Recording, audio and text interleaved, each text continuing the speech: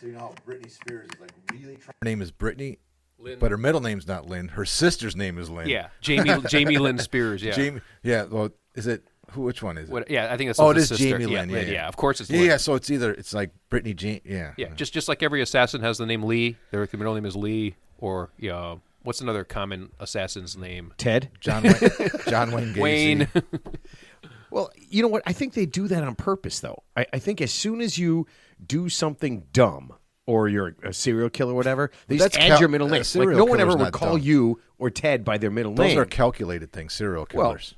Well, okay, right? Psychos. Right, psychos. Right. But as soon as you do something like either super hillbilly or super bad, they add your middle name. Like no one probably ever called him John Wayne Gacy. They just call him John. Yeah. And then it's like, who's this John Wayne Gacy? I don't even know this guy. Yeah, because if you actually just said John Gacy, it would actually sound weird because we're so used to saying John Wayne Gacy, which is weird because why would you say as soon as you're a serial killer, your middle name is added to everything that you say from here on out. Well, that's what you'll be known as. It's funny we're talking about this because my son was in from college and a bunch of his friends were over the other day, and they were talking about a series on Netflix or something right now about a serial killer, and then they started talking about John Wayne Gacy, and one of them goes, they're all 20, 21. He goes, oh, he lived around here somewhere, didn't he? And I was like, yeah, he was in unincorporated North Park. He's right on Somerdale. Somerdale. I said, right there, and I told him where it was. Like, oh, I know where it's at. I'm like, yeah, his house is torn down now. Yeah. But I told them the whole story about it, and they were like, that is so creepy. I'm like, yeah, dude, he was literally right there, and you're in his age bracket right now. Like, he would have hired you. And the funny thing was, actually, I just saw some houses listed on Redfin. I think one was like 7200, like West Somerdale, and I think he lived in that 7200 block area or something. It is really weird to think that a guy who killed 30-some-odd people that were my age at that exact time I was that age, 18 lived to 22, less than 2 miles from my house. Yeah. That's creepy as shit. He's just west of you. Yeah. And you know that there had to be some people that we know who just ended up like making the right choice or walking away at the right time, or didn't fall for his bullshit. Yeah, but whatever that I'm was, sure he had some MO.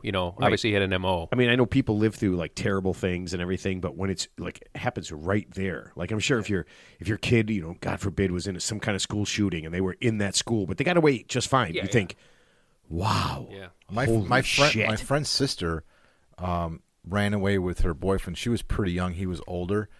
And she was I think, still in high school. And he bought a house or rented a house across the street from Gacy's house when they were tearing it down. She was living there when they were tearing his house down.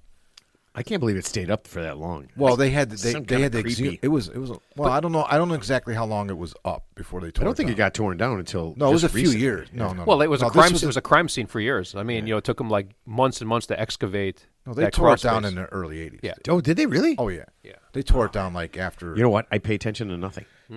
I literally pay attention to nothing. If we don't talk about it on the show, I don't know it existed. Yeah, I'm that simple. I have like no thoughts during the day. I just walk around. I'm just an amoeba. I just like react to light and sound. I mean, if we'll be sitting around doing something and be like, "Oh, did you hear about this?" I'd be like, "No." If there wasn't anybody next to you, Ted, you wouldn't even have a thought. I wouldn't. Yeah, I just would. He would just. No, he would say nothing. Yeah, he wouldn't have your thought to repeat to say it was pretty funny. So we were at the bar yesterday, and Mark is trying to tell Ted that he goes, if you ever listen to this show, you would know that you repeat everything that I say. And Ted goes against. He goes, you know what? Sometimes, Mark, I repeat what you say. You know that? And I swear to God, he didn't mean it though. Yeah. Oh, he didn't do it by accident. He didn't do it on purpose. He literally was just like he had that epiphany the 2 seconds after Mark did, but he never actually heard him say it. So that was it was really cool watching you get super frustrated yesterday with Ted, and Ted having no clue whatsoever that he was doing it. Now, what was that derogatory term you used? Was it for fuck you? No, it was something else. I said, how do you like it, you fuck? You fuck. That's it. Oh, my God. No, you know what that reminded me of? I was watching, actually watching like The Sopranos. And I think there was like, obviously there's a hit. They had like the 10 top hits in The Sopranos, and I think like the one guy shot the one guy, and he goes, "How do you like that, you fuck?" When he shot him. That's probably where I got it. Yeah, from. Exactly. Oh my God! I know where he got it from. Yeah, no, it was so. I know where he got it from. It was so. Once Mark said that, I couldn't stop saying it. So anytime somebody came, when the waitress came by, she's like, "You guys want another beer?" I go, "Yeah, we do." How do you like that, you fuck? She's just like, if I didn't come out right, when you sing it to her. I didn't mean it like that. Yeah, It's the only one way to mean it. Yeah, that was it. No, I would never say that. I would never say that to a waitress or a waiter. No. That'd be terrible. I don't trust. In fact, I don't even trust people that are mean to waiters and waitresses. Well, like dicks to them. Well, that's like a barometer. They say, like, if you're on a date with somebody for the first time, see how they treat the wait staff, because that's kind of a barometer how they're going to treat you, or how they treat their parents. That's like, it's kind of like one of those, those clues that you pick up. Do you know anybody that's shitty to their parents? I don't know any. Yeah. None of my friends. I honestly think people I know. I've never met their parents, and maybe their parents aren't alive anymore. But even when I was younger, none of my friends were shitty to their parents. Yeah, but I feel like they would. I feel like our folks would have just kicked our ass or kicked us out. Yeah. Like I don't know. I mean, how do you? I don't think I could. Like if Jack or Savannah was just straight shitty to Cheryl or I think I would have just been like, you know what? If this place sucks so bad, then get the fuck out, man. Yeah. I don't think I could live with that. I've read stuff where I guess like some parents have like basically taken the kids out of their will as their beneficiary, because like I think I was reading something where the guy's like, I've given them everything they wanted. I showed them all the love and affection they needed. I never got anything in return. So fuck them. They can get their own shit. That's a tough one, man. Yeah, and honestly, if I'm think about it. You worked your whole life, you saved your whole life, and now you're gonna die. And now all the money you've saved goes to your dog. That you didn't, no, it goes to an animal shelter. Yeah, it doesn't. It's going to go to your kids, and hopefully are grateful. But then here's what they do: like, they go buy a new car, go buy a house, go have a party in it, and you think they're going to honor your memory? You know what? I'm spending my kids' inheritance. But they can make their own shit. Wait a minute. Your kids can do whatever they want. Yeah, without my money. Exactly. But if you left them your money, they get to do. If you've taught them right, they probably would do something smart with their money. If you taught them poorly, they would probably do something stupid. What if you didn't teach them anything at all, and they learn stuff on the internet? They learn stuff on the internet, TikTok. Mark, I told you this story yesterday, but I got to share with everybody. So Teddy's telling me that he took his niece on Friday to what was it called, Jumpy World? Yeah, whatever. Jumpy World. It's called. No, what's it called? It's Sky High. Sky High. Yeah, it's a trampoline place. Trampoline park. Trampoline place, right? So they're going through all this stuff, and Ted's got to figure out all this stuff. And the guy looks at him, and he goes, "What's the young lady's name?" He's with his niece, his 7.5-year-old niece. He looks and goes, "What's her name?" And Ted just stares at him, looks at her, no answer. My mind went blank for just a second. No, because I had a QR code on my phone that didn't have her name on it. No, it's just a QR code. So like she paid for 2 tickets online, and I guess you got to sign a waiver in advance. So when I got there, first she's like, "Whose name is it under?" So I remembered my wife's name. Okay. Barely. And then I had to look up her phone number because it was under her phone number. Because he asked me. I wasn't expecting it. I thought he was just going to scan it and I could just go. And he's like, he goes, "Who's this?" And I said, I'm like, I had to think about it for just. You looked like a human trafficker. Just like a second. It was like a TSA agent. But do you know this man? So wait a minute. You know what I told her though? I told my niece before I walked in there. I said, "Don't say you've been kidnapped because I'll get arrested." Don't say that for a joke. Yeah. You can't even plant that seed though. How, number one, she's pretty smart. That's a weird thing to say. Number two, Mark is absolutely right. That guy should have. Should have been a red flag. He should have been a red flag. He should have made every phone call, pressed every secret button, because when he says, "What's her name?" and you just look and go, "I don't know. How the fuck would I know?" I answered. I just let her out of the basement. I answered it. I just stalled for time. The QR code somehow affected his brain. He was staring at the QR code. You see how next thing you know, it just went blank. Yeah, he tried to use that as an excuse. And then he says, "You ready for this?" I go, "What's her name?" He goes, "Well, something real Hispanic." I go, "Oh, because his sister met a guy in Puerto Rico, right?" Yeah. So I go, "What is he?" He goes, "Elena." Elena? I go, "That's the." Elena's very Hispanic. That's the Greekest name of all time. It's Greek, but I think it's very common in Puerto Rico. It is a Hispanic name. I don't know. I mean, he's Greek, Elena. So I assume is it could be a combo, but it's a pretty Greek name. But the funny thing was, like Elena, I'm not used to saying her last name, but obviously it's her last name, same as my sister's name, because she never married the guy, so she doesn't have a Hispanic name. So that's why I kind of got tripped up for a second. Wait, isn't your sister's last name the same as your last name? Yeah, but I couldn't remember that. Because I never call my niece by her whole entire name. So that's why it's weird. I keep thinking her last name. Call her by her first name? I just go, "Hey, little girl, you're so cute." Listen, I've said this before. Ted, worst father of all time, worst uncle of all time. He might be the worst person with he wouldn't even be allowed to be a monkey's uncle. She had fun. Look, that kid had fun. That kid ran for 2 hours in a bouncy house, and she had ice cream and she had cake. They let you leave the house with her alone? Watched her all day. With how many did you have? Like And then we other put adults and with then, no, a Crown bottle of and then Crown? we What put, size and, bottle and of then Crown we Royal put did you have? SpongeBob on for her. We got the iPad out, and there was Hello Kitty, there was SpongeBob. Did you stay in a trampoline park the whole time? Yeah, of course, she's 7 years old. I'm not Oh, I just didn't gonna know leave. she was meeting a group there or something. No, it's just So the place was actually. I hadn't been there in years, and usually when you The go one there on by a weekend, Dick's, right? No, Right it's by the one your house. by Howard, on Caldwell. Yeah, You know where that one place is? it says shoot, fart, bring a child you just kidnapped. You can't see, but Oh, it's like Jump Zone. out of the gym. by the jump zone. It's Right, by yeah. the jump zone. Yeah, It's okay. in Out of that the window of our gym. Yeah. That's not the jump zone. It's oh, yeah, down the side. Sky High. Yeah, it's Sky like High. you got to Okay. drive down the next I was street. thinking of the other trampoline park. Yeah. There's like three of them within half a mile of each Yeah. other. So it's just funny to think of Ted Altitude. with a child. Altitude's the it other was one. it was pretty cavernous because, like I said, usually it's pretty packed, with like parties with kids. But like this time, because it's obviously during the day, so the only people that were there were like grandparents. I'm assuming the grandparents with their grandkids and a couple of. Well, they got pool tables and shit in there. No, they don't. No, they don't. No, you're thinking of the other place. This place is not. They have like a mini arcade. They have like a air hockey table, but They no, used they to don't have a it. pool No. table, No, no? there's no pool table. There so. used to be. Too much gambling. There's axe throwing though. Dad, you know what they're afraid of? They have axe throwing. So dads or uncles who brought their kids that they don't know their names of were just pool sharking like all the 10-year-olds. There is a dodgeball area too. You could have played dodgeball. I think so. Yeah. Of course, you wanted to go to the most difficult, so it's like obviously there's the kids spots where there's a slides, everything's obviously bouncy and trampolines, but then there's like one section where it's like for older kids, where it's almost like a miniature ninja obstacle course. You have to Yeah. go through ropes, but she's just not old enough. She's obviously not coordinated enough, so I helped her get through. Did you that just part. push her? Did you? This is So what did you have to pay for the socks? No, they actually gave it to me. They just gave you free socks? They gave me free socks. Yeah, Yeah, because you either go barefoot or you have to wear they their socks. They give you those socks with the little rubber treads. You can't wear your own own socks. socks. Oh, because it's super slippery. It's slippery, yeah. Socks are real slippery. Yeah. So she had the orange socks on, and I say, hey, how much are the socks? He just gave it to me. The kid behind the counter gave it to me. Because he probably felt bad for your niece. Yeah. He didn't want to be kidnapped either. Yeah. I have children, and I want them to be safe. Please, mister, just take this random girl you found on the street, have some fun, and take the socks. Well, luckily I didn't have any chloroform on me, so he was safe. So.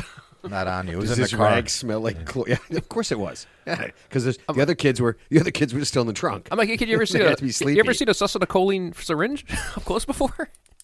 See, it's Ted. It's when you say shit like that to people that you don't know that it makes it weird. Like really, I didn't. really I didn't weird, say that. right? Because I've heard you say succinylcholine, Succinylcholine. and all the listeners have, and Mark has hundreds of times. No, you haven't heard it lately, so I figured I had to throw it out there. But we've heard it hundreds of times. And it's weird because that was the name of my band in high school. Wow. Succinylcholine. So that means you paralyzed people, but they were fully conscious and aware of what you were doing. They just couldn't react to you. Are you mansplaining the drug to me right now, Ted? Well, to our target audience, because they don't Who have all heard it. probably don't If know they've what listened, that is. this is show 142. If they've listened to even 50 shows, they've heard you say succinylcholine. Am I saying it right? I think I'm saying it right. I'm not sure. Yeah. Yeah.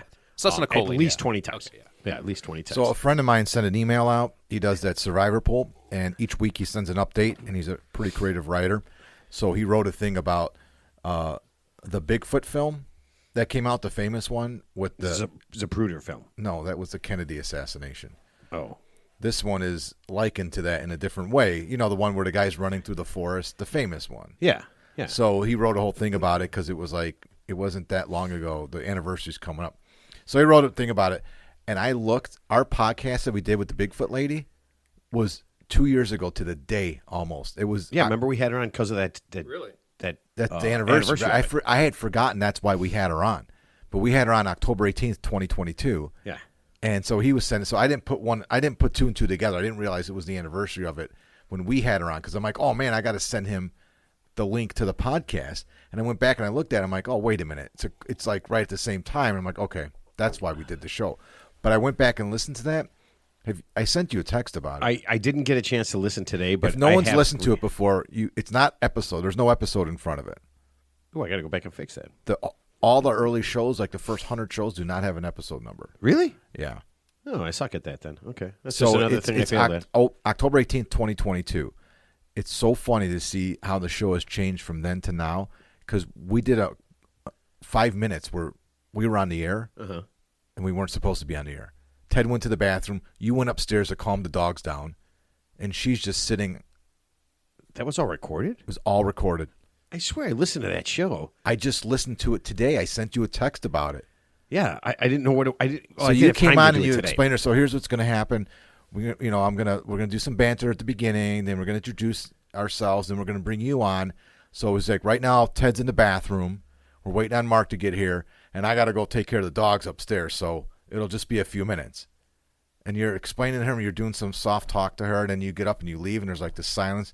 Then you come back down. It's pretty funny. Jesus so when I sent it to my friend, I told him, I said, listen, there's 5 minutes that we didn't know we were recording, and it's on. So make it. You can listen to that because it's kind of funny. Then when you get to the 5-minute mark, we start the show. Wow. Interesting. You know what? I mean, just talk about unprofessional. I'm going to have to blame Ted on that one. It was Ted's fault. Well, he I went mean, in the bathroom it's with the live mic. He went in the bathroom with his live mic too. It's an amateur podcast. So you can hear Ted in the bathroom the whole time. Not professional.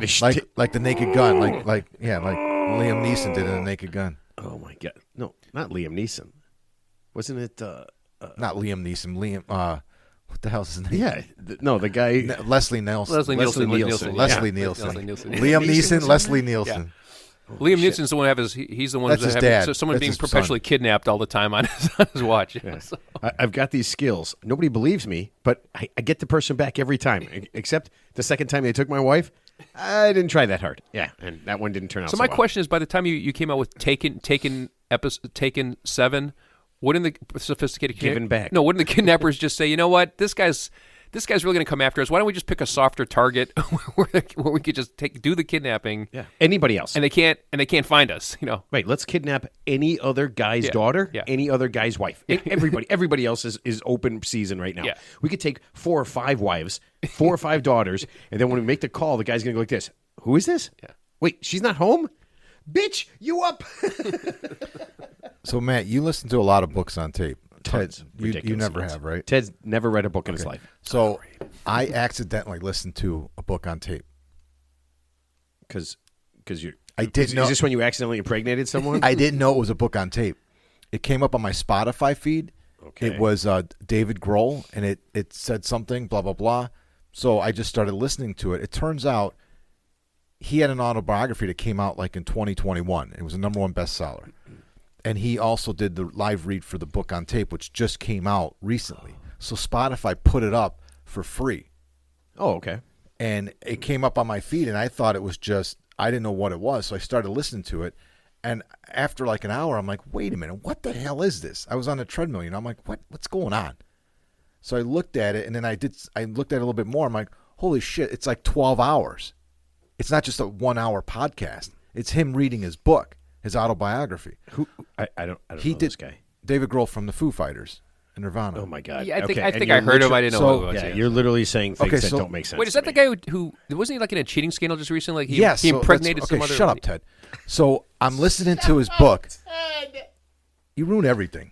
Literally ruin everything. What? So I'm listening to his book, and it's 12 hours. So I listened to it took me like 2 weeks to listen to it. I listened to it on a trip to Iowa and back with Kelly. Are we getting to the part where he did something? And then so I'm like, man, this was fucking awesome. We're done with it. The next day, all the news came out Of what? about a cheating scandal. Yeah. He had a child on the side, and but the whole book is about him and his family. Is it a scandal? I mean, it's just about him and his family. It's not a rock scandal. star. It's infidelity, whatever you want to call it. Right. It was a scandal because he's such a family guy. He's got 3 daughters and pretended to be a family guy.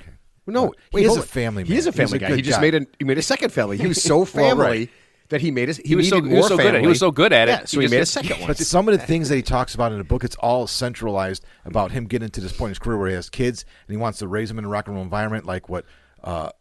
Fucking around on your wife is a rock and roll environment. Well, that's literally that's ironic, but I mean, it was so crazy about. He's the last person you ever think that would have a child out of wedlock and cheat on his wife after listening to this book. You mean like a Republican senator or something? You just snorted it. Sorry, I had to. Okay, so we got to do some updates. So last week we talked about the lowest alcohol content beers, and Constance from Stevens Point, Wisconsin, and this kind of makes sense, right? Wisconsin, they drink a lot of beer. Well, Stevens Point, isn't there a brewery? Yeah, they have Point Beer. Love Point Beer. Oh yeah, that's right. She sent us the lowest alcohol beers, and I've never heard of most of these. Okay, so you ready? The lowest alcohol beer is Budweiser Select. Have you guys ever heard of that? I've heard of Budweiser Bud Select. Is like, I've heard of it. It's their equivalent to the new Corona Premier, the new Modelo Oro. Never heard of it. Miller 64. It's not very popular, but I've heard of it. Miller Yeah. 65. I've never had one of the- those. the, That's gross. Most of those beers you talked about gross. Number 2, Molson Ultra. These are all the same. Yeah, these are all the heard of same that. But thing. you've heard of that? I've heard of Molson. Yeah. Yeah. Okay. Moosehead Cracked Canoe. No. No. All right. Sleeman Light. No. I've heard of Busch Light. Labatt Premier. Wait, Busch Light's it's on there? Yeah, Busch Light is one of the lowest. So Budweiser Select is 2.4, Molson Ultra 3, Moosehead Cracked Canoe 3.5, and then it doesn't get to Miller Lite till 4.2, and it's number 9. So there's 8 beers that have what's less Busch alcohol. 4.1. So they're all pretty I close. said that they're all around 4%. And then it had you mentioned Well, those. Heineken Light, right? Well, Heineken has a light beer, yeah. Yeah. But I mean all the rest we've heard of. I've never heard of Labatt Premier. I've heard of Labatt's, but never Labatt's Labatt Premier. Blue. Yeah. Well, it's the same thing. Like they're all making these just offshoots of. They're all just new. Like Labatt Premier, all these shits within the last 3 years. Oh, okay. They're ultra no carbs. They have no carbs. They have like 80 carbs. All or of those whatever. beers, Budweiser Select is 55 calories. All the rest are under 100 calories. Yeah. See, that's And here's what I would say. You know what I would say? Go to the gym a couple times a week and drink a real beer. Just do it, please. so bossy. And just enjoy your beer. Don't Some drink. people enjoy those beers, man. No, they don't. Nobody My enjoys. wife loves Michelob Ultra. I can't drink it. It's like water. It's don't- one of those beers. terrible. I had a Michelob Ultra golf bag that I won at a liquor store in a raffle. What'd you do with it? Stan's got it now. Okay. Ted broke it. He broke He it. breaks everything. Let's see. Hold on. According to several of our listeners, including Carson from, of all places, Gdansk. Am I saying Gdansk, Poland? I think it's Dansk. Okay, I have to Yeah. go to the bathroom during this. Dansk. No. Carson from Dansk, Poland, said Diddy had nothing to do with Tupac's murder. He had been saying that he wanted Suge Knight's head, and Tupac did call out Diddy in some songs, but it was almost assuredly a retaliatory gang killing, and that's it. P. Diddy Well, had it's nothing, over. P. It's Diddy done. had nothing to Yeah, do with it. He didn't rub any oil on him. So- He didn't rape him. Sounds he like didn't kill him. sounds like it's just locker room talk. Yeah. It's just locker room talk. Yeah. Oh man. And he actually said everything else you heard is just plain bullshit. So I mean, Carson knows. I guess. From Poland. We stand corrected. And here we go. Your Bulgaria Bolivia friend story. We got a lot of people sent us stuff. I picked out the best ones. Elise from Boulder, Colorado wants to know: did you fail geography and reading in school? No. So, no, you did No, not. I was actually very good at geography in grammar school. Okay, and then you just got hit in the head. It's not about me confusing where they are. It's me confusing the names, mixing up the names. Okay, I know where one is and where the other is, but when he's saying it in the story, I'm thinking he's talking about the one I'm visually picturing. It's just that simple. I don't want to relive this. Okay. Zahir from What do you mean you don't want to relive it? You're bringing it up. Bangalore. The fuck's going on I here? don't Did want I you bring to- this up? He No, doesn't want to relive He it. just resuscitated it. Here, let me talk about something I don't want to relive. No, I don't want you to redo it. Then don't talk about it. I'm Zahir- not going to sit. I'm not a fucking. Can we get through this, please? Okay. Zahir from Bangalore, India, would love to have you and his 8-year-old daughter in a geography contest. Would you be willing to take on an 8-year-old? Are you smarter than what's that? 3rd grade? Is it 8th grade, 3rd grade? Yeah, 8-year-old, 3rd grade. 8-year-olds done. I was about to say something right now. Oh, okay. I was about Zahir. I was about to fucking- keep your daughter away from Mark. He's an angry guy. And then Georgie, who grew up in Sofia, Bulgaria, and now lives in Perth, Australia, said he laughed so hard listening to your story that he almost crashed his See, car. I love him. Love you, man. Yeah. I think Sofia is the capital of Bulgaria, if I recall. I could be wrong. Oh, okay. I don't. Dude, Don't quote me on that. I can't. At this point now, if you said find Bulgaria, I'd probably point to Bolivia. I really would. I have Isn't no it the idea. country above No, Greece? you wouldn't. No. Yeah, it's a country right above Greece. And the only reason I know that, again, is show stuff. Without knowing the show, if somebody asked me what Bulgaria was, I would just close my eyes and maybe point to an ocean. Yeah, the Bulgarian Ocean. We mentioned Will Smith farting last week. Immediately after we talked about it, you ready for this? Ted Danson got on a podcast with Woody Harrelson. He has a podcast. They have one. Yeah. And on their podcast, after we mentioned it, by the way, on their podcast, they talked about Woody Harrelson. I guess he's a vegan. Oh, his farts, yeah. And his vegan farts. Yeah. So basically, his shit doesn't stink, but his farts gave him away. Is what you're saying? Yeah. Okay. So they have a podcast. I've been listening to it. They're produced by Conan O'Brien. Conan O'Brien's got a studio now. Well, so all the talented people stick together, because when it comes out of their mouth, it sounds a lot more entertaining. Oh shit. Okay, so I left this out. I left this person's name out. I don't remember who it is, but they sent me. You're not gonna believe this. Farting. Okay, and they sent me all the information anyone wants to know about farting. So Isn't there a fart museum somewhere? A fart museum? I don't know. Oh my! Probably is, right? Check it out. What would you do there? You're Like an open idiot, up open up a little cylinder and fart close it museum. back up. Close it back Why up. wouldn't there be? Why wouldn't there Why be? wouldn't there Exactly. be? Why not? Oh my God! It actually might be. We should look it up. I bet you there might be one. It's probably called Ted, the flat. you know how we always make fun of Ted, like and then he turns out to be right on the stupidest shit. He's a fucking idiot. the and he's right. the Flatulence Hall of Fame. Will Smith.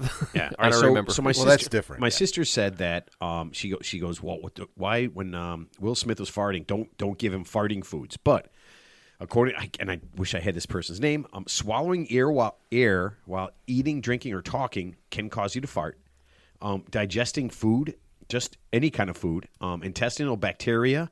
Obviously, certain foods like whole grains, vegetables, foods with sweeteners, and if you have digestive system disorders like IBS, you will be more prone to farting. Yeah. Now, this is the one that got me. She sent this. I want to say he. How much is normal? Most people fart. You ready for this? 5 to 15 times a day. I thought it was more than that. Some people fart up to 25 times a day. It kind of depends what you eat. To right? reduce farting, eat smaller meals more often, eat and drink slowly, exercise regularly. So Ted's gonna be farting less. Avoid chewing gum, smoking, or hard sweets. Yeah, you're So that literally you're swallowing air. I That mean, literally sounds like my grandmother. Yeah. She smoked, she chewed gum, and she always the butterscotch candy. Ate and she cabbage. was a fodder. And she's a pretty a serious Ate fodder. cabbage and raw oysters. every Avoid day. too much beer, Somebody fought wine, or fruit juice. And the last thing that this person sent that they wanted us to know, you should see a doctor if you're farting more than 23 times a day. Who counts their farts? I have no idea, but that was the weirdest number, just 23. So if you, Ted, if you were just like, you know what, that's got to be, oh my God. Doc, what's going on? I'm a farter. Well, there's the fart. There's the fart where it's just air, but there's no smell to it. But then there's that warm fart that it's like that's the one that's going to We're leave. really doing this right now. That one that it's gonna smell, and you just try to fart somewhere, and then you walk away from it, and then you look at somebody else. This is giving me gas right now. It's called crop Just this dusting. conversation. Yeah. But how do you know how many times you fart if you sleep 8 to 9 hours a day? If you sleep like 8 hours a day, I'm assuming the smell. you're farting in your sleep. By the time I wake up with the smell that I have, Yeah. I'm assuming I farted at least 23 Okay, times. Mark, think about the last time you gave yourself a Dutch oven. There's the answer to your question. All right. Oh, man. Is that the funniest thing in the world? Is that what you do, Ted? Is that why you Dutch accuse me oven of giving yourself? myself? You're supposed to Dutch oven other people. You're not supposed to Dutch. Well, I mean, this is for scientific purposes. You just want to see if you need to Ted's see a doctor. nickname at the office is the crop duster. You just crop dust everyone, don't you, Ted? Sounds like a mosquito. What's that? What's the one? The SBD, silent but deadly. Yeah, those were my favorites. All right, Teddy, we got. Oh man, we are way into this. We got to do some tips, or a tip. Mark, do you have a poem? What do you? You do have a poem, or you don't have a poem? I do. Okay. Would you like me to do a sponsor Yeah. first? Okay. I can do Ted's sponsor first. Ted's Tips is brought to you by the Committee to Elect Tersh-Gisby, Swales County Voting Tabulator. The Committee to Elect Tersh-Gisby is happy to tell you Tersh-Gisby is now clean and sober. Both of Tersh-Gisby's assault charges were dropped, and Tersh-Gisby is now syphilis-free. Don't you want to know that your county voting tabulator isn't drunk or high, isn't going to jail, and won't give your mother syphilis? Tersh-Gisby, Swales County Voting Tabulator. Now you know the truth. I think this guy's going to win. And it's coming up November 5th. That's when everybody's getting elected. Big time. Mark, do you have a poem now? I do. All right, hit it. Teddy can be Freddie, Eddie, and even Betty, but it won't matter because he's never ready. Who can tell if his tips are real, fake, or false or true when every listener turns red, if not blue?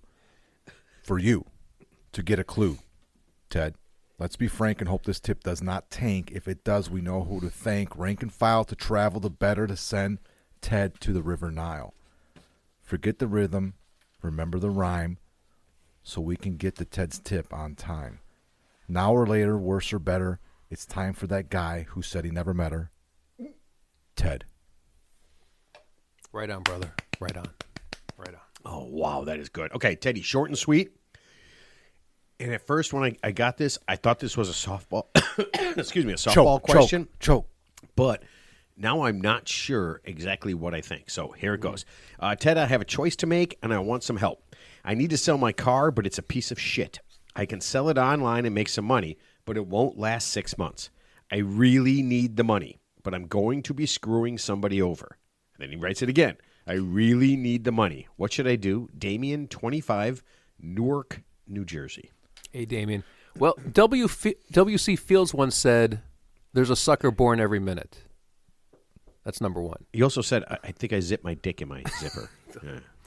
Now, unfortunately, Damien, the good news for us is we live in a capitalistic society which means it's a zero-sum game, which means there's going to be winners and there's going to be losers.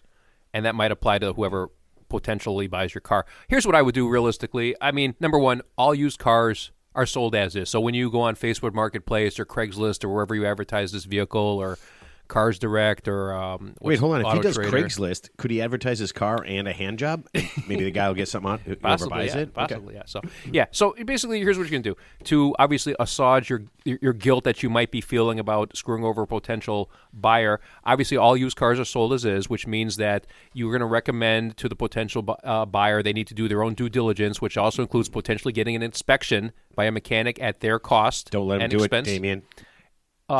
Have them pull the Carfax. Obviously, all sales are non-refundable.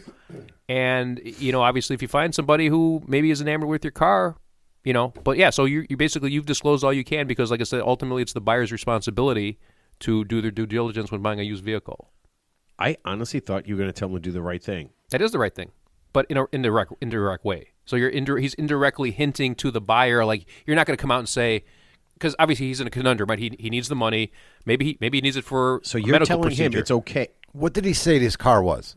He didn't. He No, just said it's not a make piece a of mono. It said it's a piece of shit. Piece of shit. Yeah. It's a piece of shit. Maybe he thinks it's a piece of shit, but it's like maybe It's it's a piece of shit car. Is it a Pontiac Aztec? Is it a? Ted, you're doing that no. is the worst. You need to start assuming right now, or I'm going to lose. It's either a Pontiac Aztec, no. Ford Fiesta, a Yugo. Let's assume immediately. A Fiero. No. Pontiac Fiero. Wow, Here's what you should. Worst cars. Ted, that was all. Yugo. That was all good, but you should have just said, "Let's assume it's a piece of shit." Well, he told us it's a piece of shit. So We didn't have he to said say it's a that. piece of shit. So and he said it's not going to last 6 months. Right. So let's assume the car's like fucking $800. If somebody's buying a car for $800 to $1,000, Yes, exactly. they know Yeah. what they're getting into. Maybe he sells it to somebody who wants it for parts. unless yeah. it's not, it's a piece of shit to him because he knows there's something fucking wrong with it. Right. And he's trying to get like 10 G's for it. That's what it's. That's when more, it's got like an more engine what that's it like was. holding on by a thread. Or maybe it's got a rebuilt title or something. But again, it's the job of the buyer. No, potential rebuilt buyer. title would say rebuilt. Yeah, but sometimes not, because actually if you take a car from one state, like for example, this is actually not uncommon. So wholesale dealers will like buy a flood car in a state, let's just say they bought it in like say Florida, there was a hurricane. So I think when the water goes above the wheel well and gets to the electrical system, it's technically a flood damaged car. But then and there's some loophole in the law that if they bring the car from Florida to say Illinois, it doesn't show up on the title. So you could have a flood damaged car that doesn't show up on the title. That's not a loophole. That's just a scam. Thankfully, in Illinois, we're smarter than that. So there's there's lemon laws. Yeah. So, but so the conundrum is, you sound like you're a little bit guilty, or you wouldn't be sending us this tip. So, like I said, all used cars are sold as is. You would advise the potential buyer, do your own due diligence, which include getting an inspection from a certified mechanic at your own cost and expense. Have them pull the car for $800 car. Again, if it's No one's gonna $800, do yeah. that. See, I think it was. I feel like it was a more expensive car. Like he's going to screw somebody out of $8,000. Then that's a moral. You got to. That's a moral dilemma. Yeah. I mean, that's like saying, well, do what you think is would right. Somebody, what would you want it to be done to you? Would somebody rob a bank to feed their family? Not to go on vacation, but let's just say you had no money and your mother needed a liver transplant, and this is all, I mean, you're committing a crime. Wait, is it Would you my do it? liver? Because if it was my liver, I wouldn't have the money. Well, Mickey Mantle. Mom, I don't have the money. I don't know what to do. Mickey Mantle's got 3 livers. It didn't save him. Did he get 3 livers? No, he got 2. I think he got 2. Wait, he definitely got 1. They bumped him up the list because he's Mickey Mantle, obviously. But yeah, that guy. So wait, are you saying Mickey Mantle got 2 additional livers on top of his liver? He needed a liver transplant because he was obviously a hardcore drinker. I guess he ended up getting the liver transplant, and supposedly, don't quote me on this, but like they kind of moved him up the donor list, because he's Mickey Mantle, and then he passed away shortly thereafter. Can't do that anymore. So yeah, you can't. No, otherwise fucking Walter Payton would be alive. You don't think that there's people right now who are buying their way up a list? Can't do it anymore. It's not a thing. Well, what happened to that thing? Weren't they medical tourism? Medical tourism. Yeah, weren't they stealing livers from like homeless people and stuff? No, and I taking think stuff well, from people. That was on TikTok. No, people like go to India and people are so poor, desperate. I guess they'll sell a kidney for like $7,000. So they'll donate a kidney for $7,000, then you'll get a kidney transplant. But I think with the liver, I don't think you need the whole liver, right? You just need part of the liver. Because you can donate. Grows. You can donate up to like 80% of your liver. Yeah, and because it grows back, and it'll grow back like in a week. Yeah, like a salamander's tail. Yeah. So why not just he just use said a salamander? He's salamander. Yeah. Why not just use a salamander's Why tail? don't you use a pig? Not instead of a salamander, a salamander. Yeah. You are just so weird with that stuff, man. All right, so you're justifying Damien. I'm not justifying anything. I'm just saying that if the perfect balance between whatever guilty feelings you might have to a potential buyer, you would a say nice vacation. Oh, and I will, buyer beware, right? Buyer beware. I will build on what you said though, like have a mechanic do an inspection, something like that. Yeah. So some people will, because I bought and sold cars. And I know people buy and sell cars all the time, wholesalers and whatnot. So that whole inspection thing, I know mechanics that, and I know this through personal experience, they won't even fucking look at the car because it's a used car. They're like, I'm not going to fucking look at this car and tell this guy one thing or another and certify this, or they think they hear what they want to hear, like, oh yeah, the car's in solid shape, and then 2 weeks later the trans blows, they go back to that fucking mechanic. They're not going back to the seller. They go back to the mechanic. So I know mechanics I can see that. They will not do any of those types of work or inspections, no matter what they give them. So let me ask you a question. Since you're more well versed with cars than I am, what advice would you give this gentleman here? I don't know the details. That's all the details. They're all there. If it's an $800 fucking car you put up for sale, it is what it is. Most people buying it. If it's a $5,000 car, if you know there's something wrong with it, like the trans is going, then tell them. Because I got a truck I'm selling right now. I tell everybody, 4-wheel drive's fucking shot, and it doesn't have air conditioning. And you can't sell it. Well, I could. But you're having trouble selling. No, I don't even have it on the market. I just tell people that ask me and they about don't buy it. Well, so now if you just said, how's the car? Let me rephrase this. Let me just say, people come in, they're like, that's best? nice. I'm like, it's for sale. But I tell them, the 4-wheel drive doesn't work, and this is, but they won't know that. Yeah, Okay. so we can. I tell them. Well, it sounds like Damien's going to have a nice vacation money, So nice just to vacation answer money, your- and you're not. Just to answer your question, if it's a moral, you got to use your moral compass here. I mean, if it's like a 10G car, but it's only worth $3,000 because there's some things in it that you know that's shot, Right. then don't fucking sell it to somebody. Sell it to them for like $4,000. Tell them you're going to need to put $3,000 into it. Yeah, you probably. I mean, you're If probably it's an better off. $800 car, you don't have to say anything. They're like, listen, dude, it's an $800 fucking car. My first car was a AMC Maverick. And that car was, I think, literally like a $500 car. And yes, it did last about the life expectancy of a fruit fly before it broke down. Actually, the ironic thing, when it broke down, my buddy at the time, my childhood buddy, was driving the car and it broke down on the highway somewhere, wherever he was. And I guess it was towed. Never saw it again, and then finally, I think like 2 months later, I get like a letter from the impound yard that says it's been accruing storage at a rate of blah blah blah per day. You can sign over the title now, because I would have owed like $2,000 in storage fees. So I'm just like, oh, here you go. So that was a no-brainer. So yeah, my first car was an AMC Hornet. We called it the Brown Hornet instead of the green. You had an Hornet. AMC too? Yeah, AMC Wow. Hornet, $500. That was a lame My old tech man- thing. Yeah, my old man was selling cars. Okay. And I need a car, like I think it was high school, so I could get to and from high school. Well, what's the one that with the exploding gas tank? Was that the AMC Pacer? No, The that was Pacer? a Ford Pinto. Oh, the Pinto. Yeah, you hit it. Okay. We had one of those. We had a Ford Pinto. It was like in mint condition. My uncle sold it to my mom, and we were driving it, and we made a turn, and the fucking back tire came off. Just fell off. Just flew off. Somebody who I mean, I don't know if he had new tires put on it, but they didn't put all lug nuts on all the way.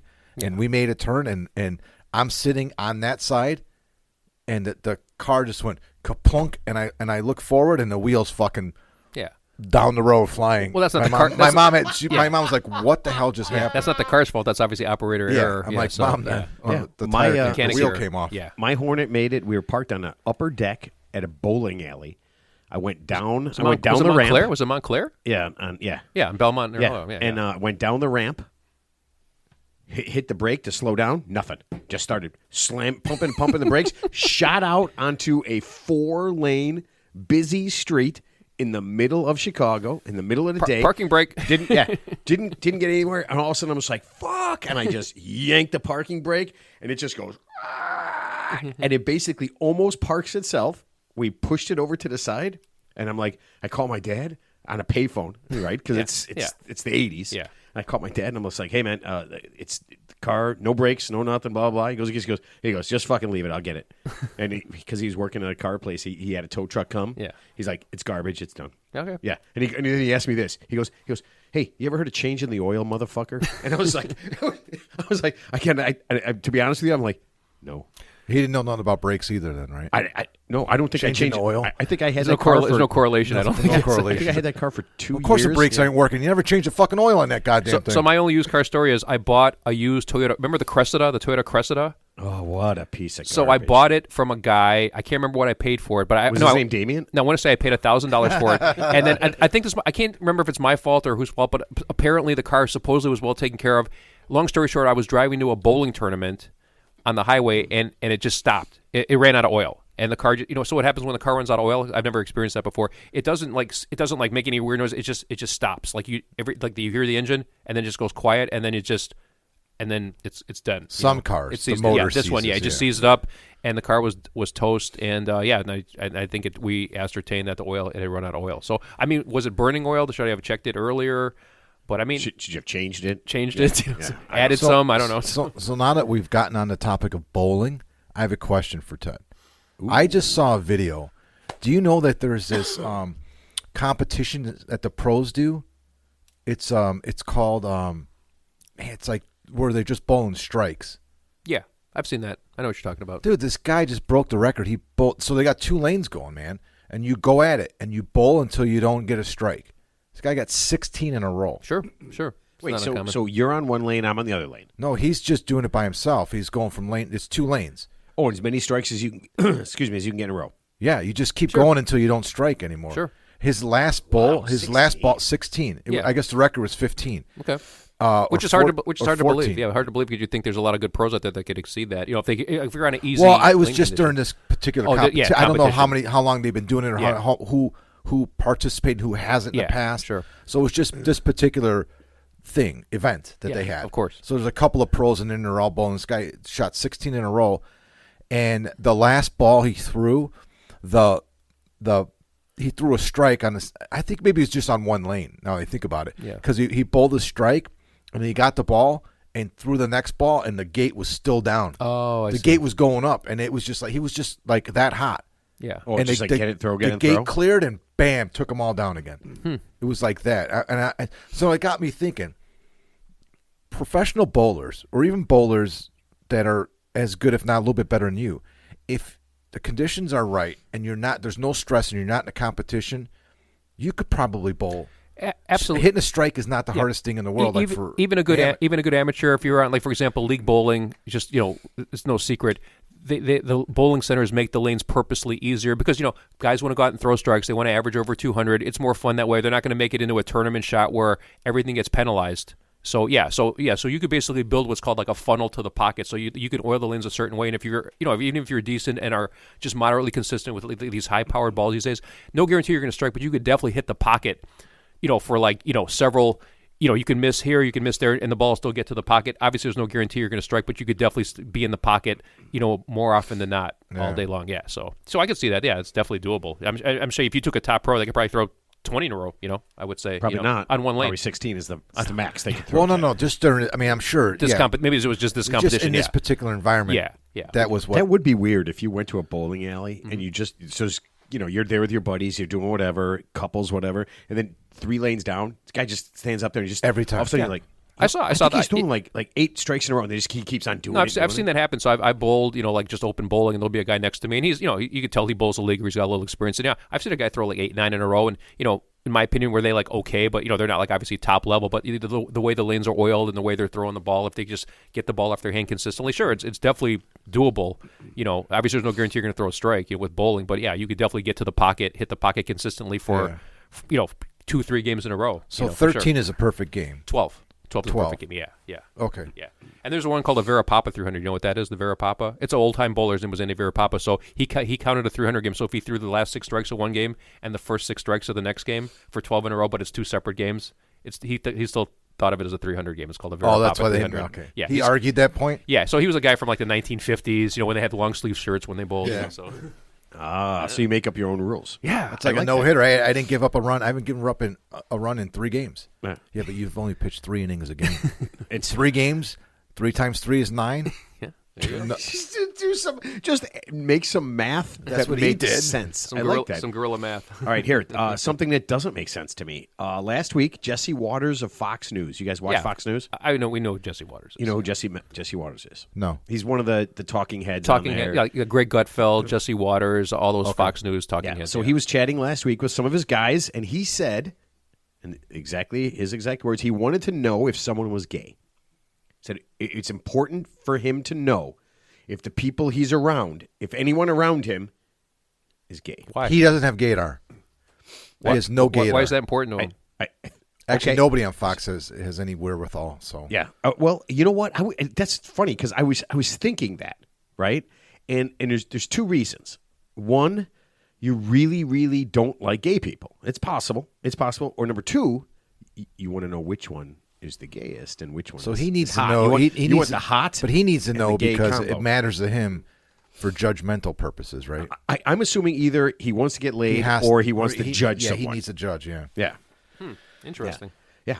I mean, that seems really weird thing. And again, in this day and age, to say that it was important to him, then he followed it up. And he's got a big platform too. I think He does have a very big platform. because I think once they got rid of Tucker Carlson, who was obviously the biggest draw on Fox News because of the Dominion voting machine thing, they had to get rid of him. Yeah, I think Jesse Waters, he's like the next quote unquote up and coming guy. But then there's that Greg Gutfeld guy wuy's like a really popular too. I think he's like the most popular guy. So. Well, Jesse followed it up with this, and because now he wants to know, so he obviously doesn't have any good gaydar. He said that he believes that Joe Biden and Tim Walz are both gay. Okay. Yeah. Again, what's the value of this? Even if he's right, I mean, Well, I think I understand not the value in it, but I understand why he needs to know that because I feel the same way about him. Like I need to know if somebody thinks like him. So that we can hate him. So so the same reason he needs to know why somebody is a homosexual or not, I need to know if somebody thinks like him. So when I see somebody, I need to know if you're like this. Yeah, so I can avoid you at all costs. Yeah, exactly. Yeah, I don't need to deal with this. I have enough friends. I don't need to. Yeah. Yeah, stay as far away from And that I'm person being kind of as possible. sarcastic, but No, I do. I mean, would rather. it is nice to know if somebody's a complete fucking asshole. Right. Oh, and, yeah. and they're it just is going to really judge nice. everybody, and they're going to hate people because of who they are. Well, then you can avoid them like the plague. Exactly. Well, he followed it up with this, and this is a really intriguing thought because there's so many ways to go with this. He said, if a man, this is the question he posed to the people on his little chat thing, if a man votes for a woman, does he become a woman?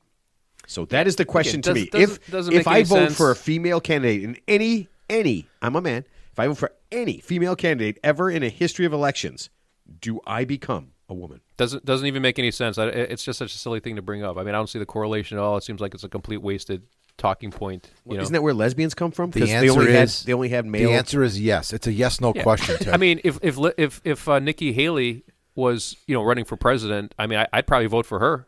So does that make me? Yes, Does that mean you become a woman? Does that mean Actually- does that mean I'm going to transition to the other side? Yes. So you actually, Ted, people would you could play women's sports. Oh, okay, cool. Yeah, you could actually do that. So I'd finish in third place instead of 8th. Okay, cool. No, it's just it's one of those things where that was very sexist, Ted. yeah. I Ted, there's still so many women that could beat you at every sport you do. I mean, for sure. at least 7. Yeah, at least 7 women or 7 sports. there's- No, 7 places. He said I would finish 3rd instead of 8. There's only 9 entries. Yeah, I don't know about that. I think you. Teddy. Yeah. Teddy, I've seen a lot. I mean, you're one of the worst golfers of all time. So I've got to figure that most women would be much better than you. Well, you said it. He's not one of the most worst golfers of all time. He's one of the worst golfers of all time that plays golf twice a week, year round. Yeah. Sometimes more. It's once a week, but No, okay. You're a lying sack of You shit. played on fucking You played on Monday, yeah. Sunday. You didn't even know you played Sunday. No, I played Sunday. Yeah. I guess. He did play Sunday. Yeah. We golfed yesterday, which is Monday. Yeah. And we're sitting at the table, and I said, "Who golfed yesterday?" I thought you said who let and the Matt dogs said, "Me, Ted, and Stan." And Ted immediately said, "I didn't golf yesterday." You did say that. In fact, I think before I even mentioned that, And I you go, golfed. and you I said go, you didn't golf. I thought you guys golfed Chevy yesterday, and you go, "Oh yeah, I golfed Chevy yesterday." It's because And I called you Floyd DeBarber. I'm like, this is like fucking Mayberry. I was in the zone. No, you know why, Mark? Because whatever tone you speak at, whatever like decibel level and your tenor or bass, Ted can't hear that. Right. It's like a You dog- have it's to like a yell dog at whistle. him. It's like a You dog have to get whistle. frustrated and yell. Your So here, voice is he's dog like, I don't golf twice a week. So he golfed Sunday, Monday. and 3 he's- times a week. And he's golfing Friday and Saturday. Yeah, Right? we'll probably golf on Thursday too. And so he's going to golf 5 days and So he out of doesn't 7. golf twice a week. He No, he golfs 5 times a week. Yeah. What about Sunday? Coming up Sunday. We'll talk about that later. We Are you talked gonna- about it, and are I you said gonna I make would golf on plans Sunday. again during the show. No. How many fucking times do I have to tell you? Stop making people. You know what? Nobody listens to. You know how the quickest He way to turn it forgets. off. Was the show good? It was good up till about 45 minutes, and then Ted just tried to make plans with everybody for the following 2 weeks. Yeah, for different shit that they were doing. Well, I just thought I'd be under par if I golf like 4 times a week. I thought that's the correlation. So, All right, this is freaking me out, and it doesn't make sense. Help me understand this. Why would drug dealers lace their drugs with fentanyl? If so little can kill you, why would they? Because I'm trying to figure out why they're saying like all these drug dealers and all these drugs are coming over fentanyl. Fentanyl is very, very, very Yeah, addictive. why would It has a Yeah, it but- adds an element that they wanted immediately. There's no like there's people that can do cocaine occasionally. There's people that could even shoot heroin occasionally. So there's hardcore drugs, and they're addicts, but they're not addicts the way you add some fentanyl to it, and they need a hit every fucking day, like several But times isn't a it day. so little? Wouldn't you? But I mean, it's wouldn't so people die constantly trying to the, do the that? problem is that it is such a deadly drug, and the people that are making the drugs, they're not pharmacists, right? yeah. So they fuck it up a lot, and they put too much fentanyl in the OD. Oh, So they don't want the regular stuff because they've already had the stuff with fentanyl in it. It's a game changer. Why would you take the regular stuff when you had the stuff with the fentanyl? oh, and by the way, hold on. We're not saying go out and take fentanyl because it's awesome. It's scary. Isn't It's fentanyl horrible. like a medical? It's like actually, it's meant for like medical grade, like anesthetics. Yeah. That's what it's for. I mean, there's a it's- medical use yes, for it. yes. It's just not meant for. Well, I mean, obviously, number it's one, scary because like what you're just saying Yeah. right now, it's being prescribed Yeah. by professionals at an alarming rate. When you hear about someone dying of fentanyl, this is what usually happens, and there's just like a lot of cases, like celebrities, famous people's grandkids have passed away, or just regular people. It's always 2 guys or a guy. They go out and they want to party, and they buy like the random pill from like just some dude off the street, and the pill, looks like a small pill, but it has fentanyl in it, and Right. it'll kill you. So I mean, who in their right mind would buy a pill from just some random dude on the street? That's my first I feel question. like that's how people buy drugs. You can't Yeah. even. I mean, I I before feel like almost all drug the, buyers. the do talk that. I have with my boys are, and God help us, because it's rampant. Everybody's susceptible to it. It just don't take any pills. I don't care if your best friend in Yeah, college is no. giving you a pill. Yeah. You don't know the source at the end of the day. I It told- came out of his pocket, Yeah. but I told my kid that. I said, never take. I said, I don't care if you smoke weed. I don't care if you drink wine coolers. I said, well, soon someone sends you a Wine pill. coolers. Yeah, whatever it is. Yeah, whatever. Margaritas, whatever it is. Tequila Ted, shots. Are you saying that? Ted, your, what your about daughter's beer? 21, right? Yeah, but I told her, I said, Did if someone tries you to tell hand her you this when she was 7? Because wine No, coolers he was- haven't been around for 15 and he's also years. picking Bartles all and these James. like drinks that he thinks a girl would drink. He's not Yeah. saying beer or No, she- tequila no, or she just- whiskey. no, she just tequila. Don't drink wine coolers. Yeah. Don't drink any of these. You could drink margaritas and wine coolers, but Yeah. Listen, if you're going to have a stay away from my fucking Crown Royal. if you're going to have a Merlot or a nice cab, that's fine. That's how he's talking. Okay. No, but I told her, I said, if someone hands you a pill at one of these like frat parties or sorority parties, obviously just don't take it because you don't know what that is. You don't know where it came from. It could be laced with synthetic, God knows what, and it could kill you. Yeah. There's no. I think only a gram. I only think it is 1 gram of fentanyl. They actually showed it. It's almost like the size of a pinhole. That could See, kill that's somebody. what I mean. Yeah. So when a drug dealer, see, this doesn't make sense to me because if a drug dealer is mixing this up, they could easily get more than like the top of a pin in every one. I feel like you're taking all your customers. The drug dealers, Your customer the base. Dealer has the customer base, right? Right. The person that's manufacturing is giving it to the dealer. So the dealer doesn't know what the fuck is Yeah, going on. but the dealer's They're not going to have mixing- anything to sell if Well- everybody he sells to is dead. It just weirdly doesn't make sense to me. I mean, if his clients are dying because of the product he's getting from one source, he's going to drop that source and go to another, and then Yeah, didn't that happen to Robert De Niro's grandson? I think he was like Yes. 19. I think he died. And then who was that guy from The Wire? He was that actor from The Wire. He was like in his 50s. He bought it off some dude on the street in New York City and took that, and that was the end of him. So Who? I don't know, some guy. He was like in his 50s. You think he would know better, but it was like within the last couple of years. I feel like if you're a big time drug user, you're just buying shit. I mean, I think you are just buying stuff from a random person. Well, on a side note, that Matthew Perry from Friends, I know everyone loves that guy to death, but didn't he had like a ketamine? I think he had like a $50,000 a week ketamine habit. So and they just arrested arrested 5 people. Yeah, including the woman they call the ketamine queen. Right. Yeah. And all this comes from the fact that Matthew Perry decided to take ketamine constantly. If he didn't get it from this chick, he would have gotten it from someone else. It's not like there's not a supply of it everywhere. It just seems weird to me that they're going after all these other you got to people. do something. I mean, you have to do It something. just seems it like has to start somewhere. There has to be some sort of responsibility for helping addicts kill themselves. I mean, you couldn't stop It's them. illegal. Right, but you couldn't stop them. All right, so let's just say this woman, these 5 people. Let's say Matthew Perry, who has tons of money, right? All the money in the world, yeah. All the money in the world, and he's buying ketamine, and these 5 people go, you know what, pal? No more. We're not selling you any more ketamine. We're cutting you off like the bar Yeah. at 2 a.m. Yeah, You don't No, think I in know a, he in a would day go- he that's could go not- find somebody else? Of course he would. Yeah. But they're just as guilty as the last person. It's a disease. And until we start treating it as such and stop judging people, I mean, I'm sorry, I'm using the word addict. I mean, it's a sickness. If they're not addicts, they're ill. They're sick. It's a disease. So somebody who has cancer is not an addict. They're not They're addicted ill to cancer. Exactly. They're not an addict. They're ill from a disease. No different than drug addiction or alcoholism. or any addiction. Any addiction. Yeah, I mean, Gambling no, addiction. gambling's a disease gambling, as yeah, well. yeah. It's just that thing. I mean, there's Yeah, some people are predisposed to it. I And I'll suppose. still say that I think gambling is a bigger, worse Yeah. addiction than drugs. Yeah. I really do. Oh, we went to the casino on Friday. Oh, Did you win? Not. Did you win? No, we didn't go there to gamble. We went to the restaurant. Oh yeah. Oh, the Hugo's Far Bar and Grill. 'Cause I told you that story about At how I had- Iowa? No, Here. right here. Rivers. Yeah. Oh, You okay. And you went to eat. Hugo's. Yeah, because I had that $500 chip. Remember the story I told you? Oh, right. Oh, nice. So I cashed in the chip. So we went Nice. out. We went out Good on the for town. you. So we took an Uber to the casino, cashed in the chip because I have to go there to cash the Yeah, of chip, course. and they won't take it to currency exchange. Yeah, yeah. So that's why we went to the casino. We cashed in the chip, and then we had dinner at Hugo's. What'd you have? Was it good? Yeah, we both had steak. Yeah, it was fun. The Crab- food there's great. Crab cakes are good too. We did I love have a a good crab crab cake. cake. Yeah, Crab cake. we Love had a good crab they have a cake. crab cake on avocado. It was Oh, unbelievable. my God. You know what? I don't like too much avocado. And To I had the biggest there could definitely baked be. potato I've ever seen in my life. It was a joke. It was as big as this a legal pad of paper. The baked potato. If I'm lying, I'm dying. Telling you, wow, that's a lot of potato. I took a picture of it. It was fucking huge. I thought it was a joke. that's like- you're a Because food blogger? it was a twice baked potato that we shared. The guy brought it out. That's like food porn. I said, man. "You got to be fucking That's kidding food me." porn. I do. I'll tell you what, though. I was do. delicious. There's something about a baked potato at a restaurant that's better than Yeah. every Yeah. time you make it. I at got home. it down. now. Chives, I sour know how to cream. do it now.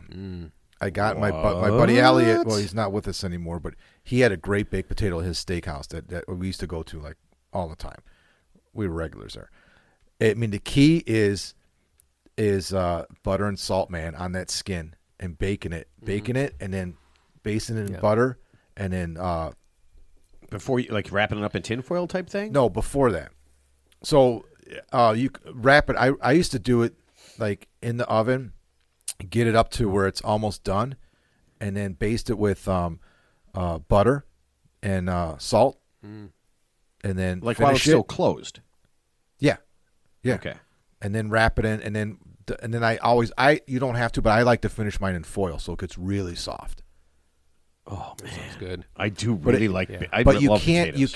you can't get that crispiness if you wrap it in the foil, right? It gets kind of soft, Yeah. Right. which is fine. I like the soft. I like. Oh, the I soft, like yeah. it's gotta be- because you just scoop it but out. you could put I it. like eating the skin. So Yeah. what I started doing is I would do it, like, finish it in the foil, take it out, put it back in the oven so the skin, and then that's when you get the crispy skin with the butter.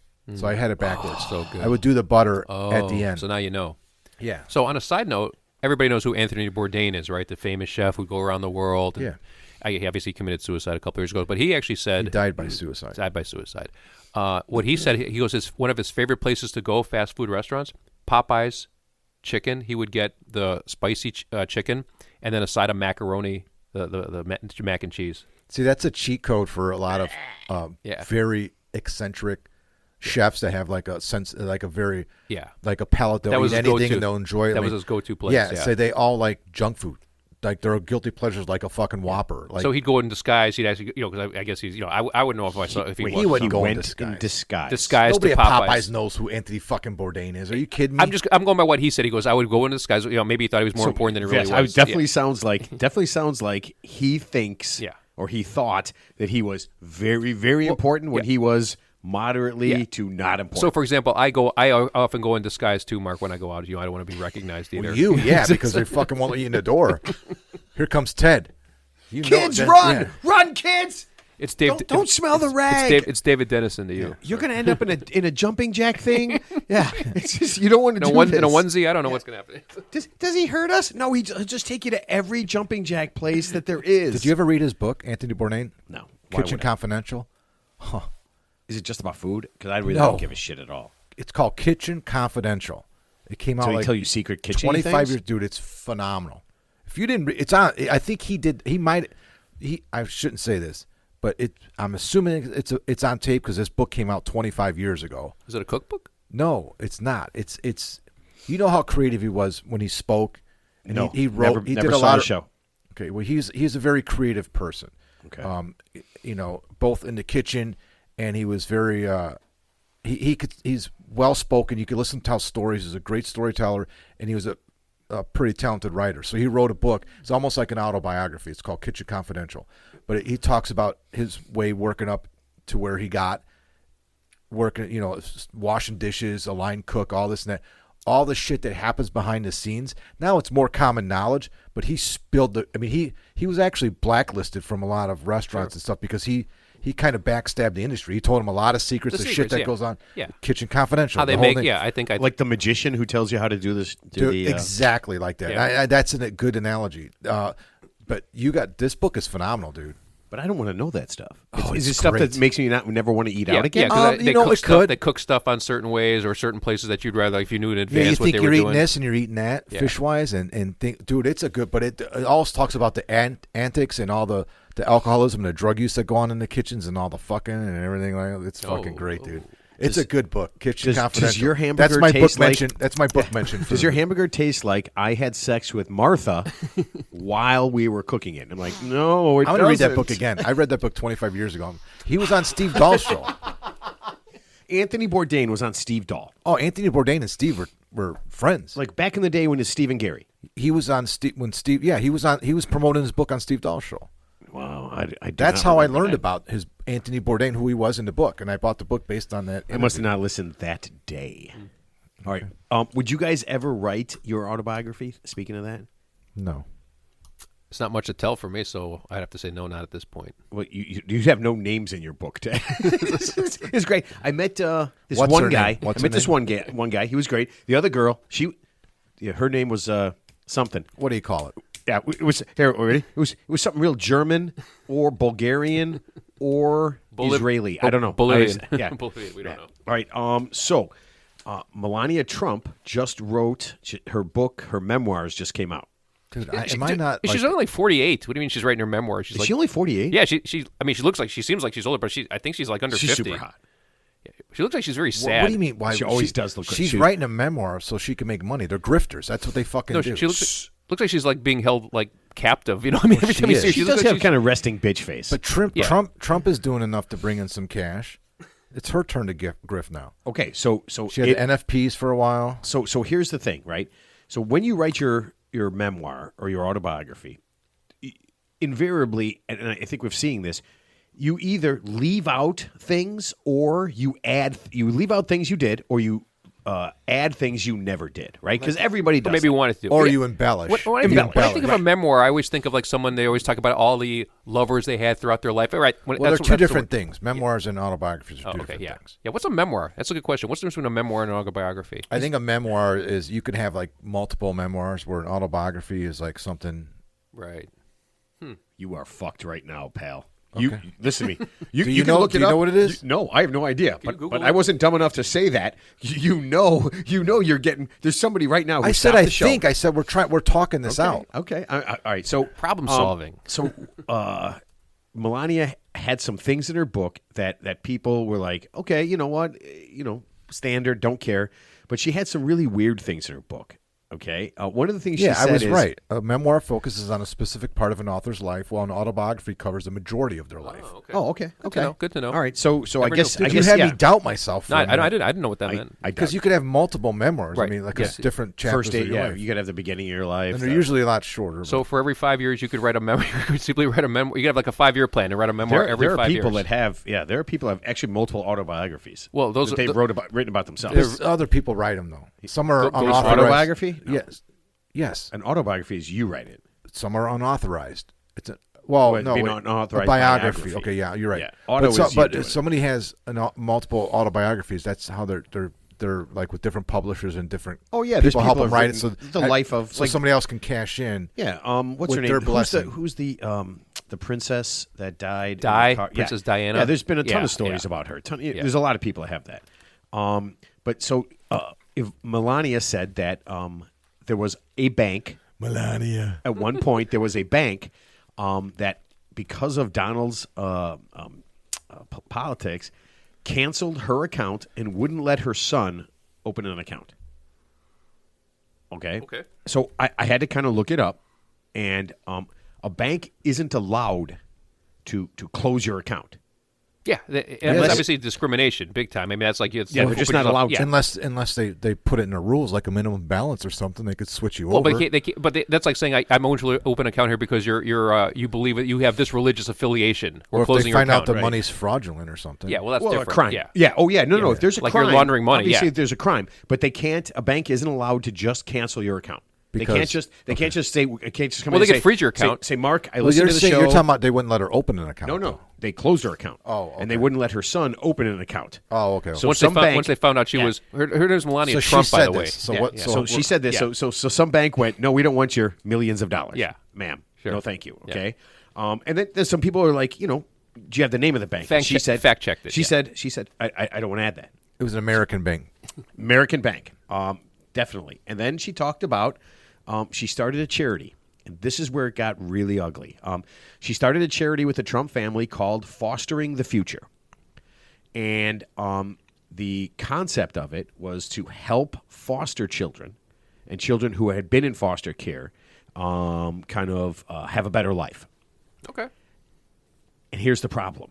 So at that point when it came out, everybody started looking into this charity, right? Now, here's the problem. She also claimed that as she started the charity, no one would sponsor it at all because of the cancel culture surrounding Donald Trump. So she said she started this thing, no one would be part of it. Every business... Sounds like nobody heard of it. No. Every business she approached, everybody wouldn't do it because of the cancel culture surrounding Trump. Okay. Number one, Fostering the Future is not a charity. At no point is it registered in any state, country, municipality, anywhere on the planet. It is not a charity. But she thinks it is because somebody told her it was. She has no fucking clue. I mean, No, she no, just no, goes no, through no. the motions. Ted said it right. She's like a captive. She's being held captive. They're saying, go do this because this is what it is. I think she has Stockholm syndrome. No. Turns out No, she has the that opposite. it's a big. She is as big a piece of shit as, or at least it seems like she is as big a piece of shit as Donald. Okay, so this charity thing, that's not a charity, has no paperwork. Never has. At no point have they done anything. They're paperless. No business plan, and has only given money out to one person, and that person said that they just randomly gave him money. He never filled out anything. They were just given money, and that's the face of it. What they use for their giving money. Sounds like a FEMA application. Are you shit? Wait, are you a fucking shitbagging FEMA like all these fucking Republican pieces of No, shit? no, I'm going back a few years because I think like there was a lot of not FEMA's fault, but a lot of people filled out fraudulent, course they- requests Just like the better fraudulent not be. COVID, like even to this day, I they're know, arresting yeah. somebody, 2 million, misappropriated PPL funds or whatever they Oh, are yeah. for COVID. Yeah, so Well, you know how to steal it. If the government comes up with it, they just tell their friends how to steal it. All right. So I looked into this myself because I wanted to see what the deal was. Like, what is this thing that she calls a charity? Yeah. And basically, if you go to the website and it is Fostering the Future and you just put in Melania Trump, okay, this is what you will find. Lots of stuff for sale. You can buy Melania jewelry, collectibles, Christmas ornaments, and most of the website, about half of it, is actually soliciting donations, either individual donations or from companies. What there isn't is almost nothing that talks about where it they give goes, the yeah. money goes. Nothing at all. no mission statement No about mission adopted statement. kids, Nope, foster nope. kids. But yeah, you so- can buy Oh. all sorts of shit, and almost The all reason, of it the has reason why USA they on it. the reason why they have things for sale is because they're not a 501c3 corp, so you can't write off any donation that you would give her. It has no paperwork at all. They're Right. literally So the she only can ask reason- for a donation, but no one's going to give money. Well, you can give small amounts, but I mean, if you're a big corporation, you're not giving her money because you can't write it off because they're not documented. Right. So that's why all this stuff is for sale on there. Oh yeah, yeah. So they've taken in a ton of dough. But why does this surprise you? I You guess seem surprised. I guess here's the thing. She was selling NFPs for Christ's sake that were like a joke. What's an NFP? Those I don't even know. Like those. Do you?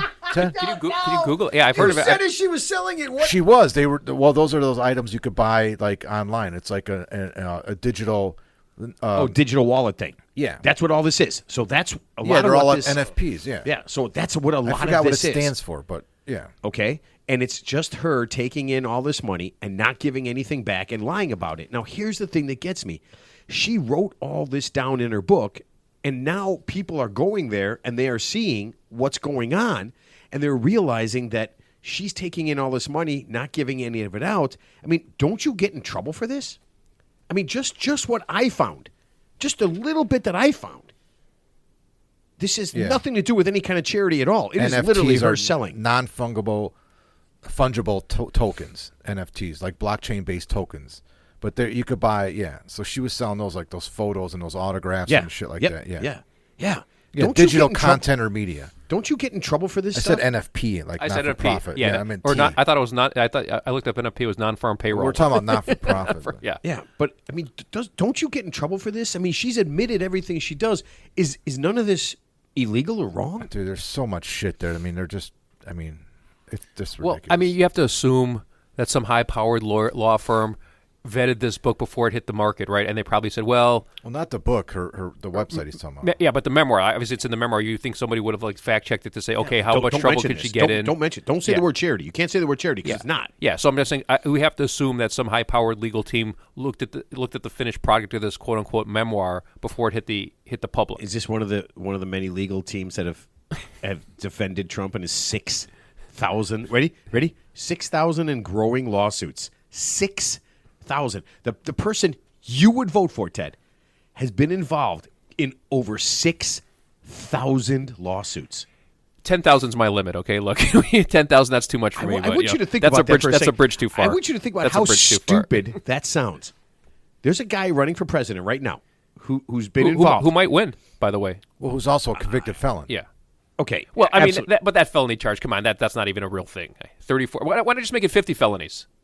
34 felonies. I mean, just make it 50. Let's just round up. Let's just make it 100 So felonies. sound you're like saying him. he You wasn't sound like guilty him. of anything then? No, I'm saying he's probably guilty of something, but okay. But putting putting this on this line versus this line is not 34 felonies. Obviously they're out to get him. They're out to get him. I mean, it's clear, right? Just like when they prosecuted him for. Ted, if it wasn't a felony, then how'd he get? It would be turned over. It would be overturned. They obviously misused. Well, he's appealing, but they obviously misused. Appeals everything. They misused the statute grossly to obviously just get him and him alone. Just like when he misrepresented the size of his buildings, and then but the banks were allegedly there's no victims, and they gave him the $400 million fine. He's appealing that to the New York State Isn't everybody Supreme Court. isn't everybody who invested in that bank? Like if he went to Chase and you own Chase stock, Yeah. didn't Donald Trump cheat you?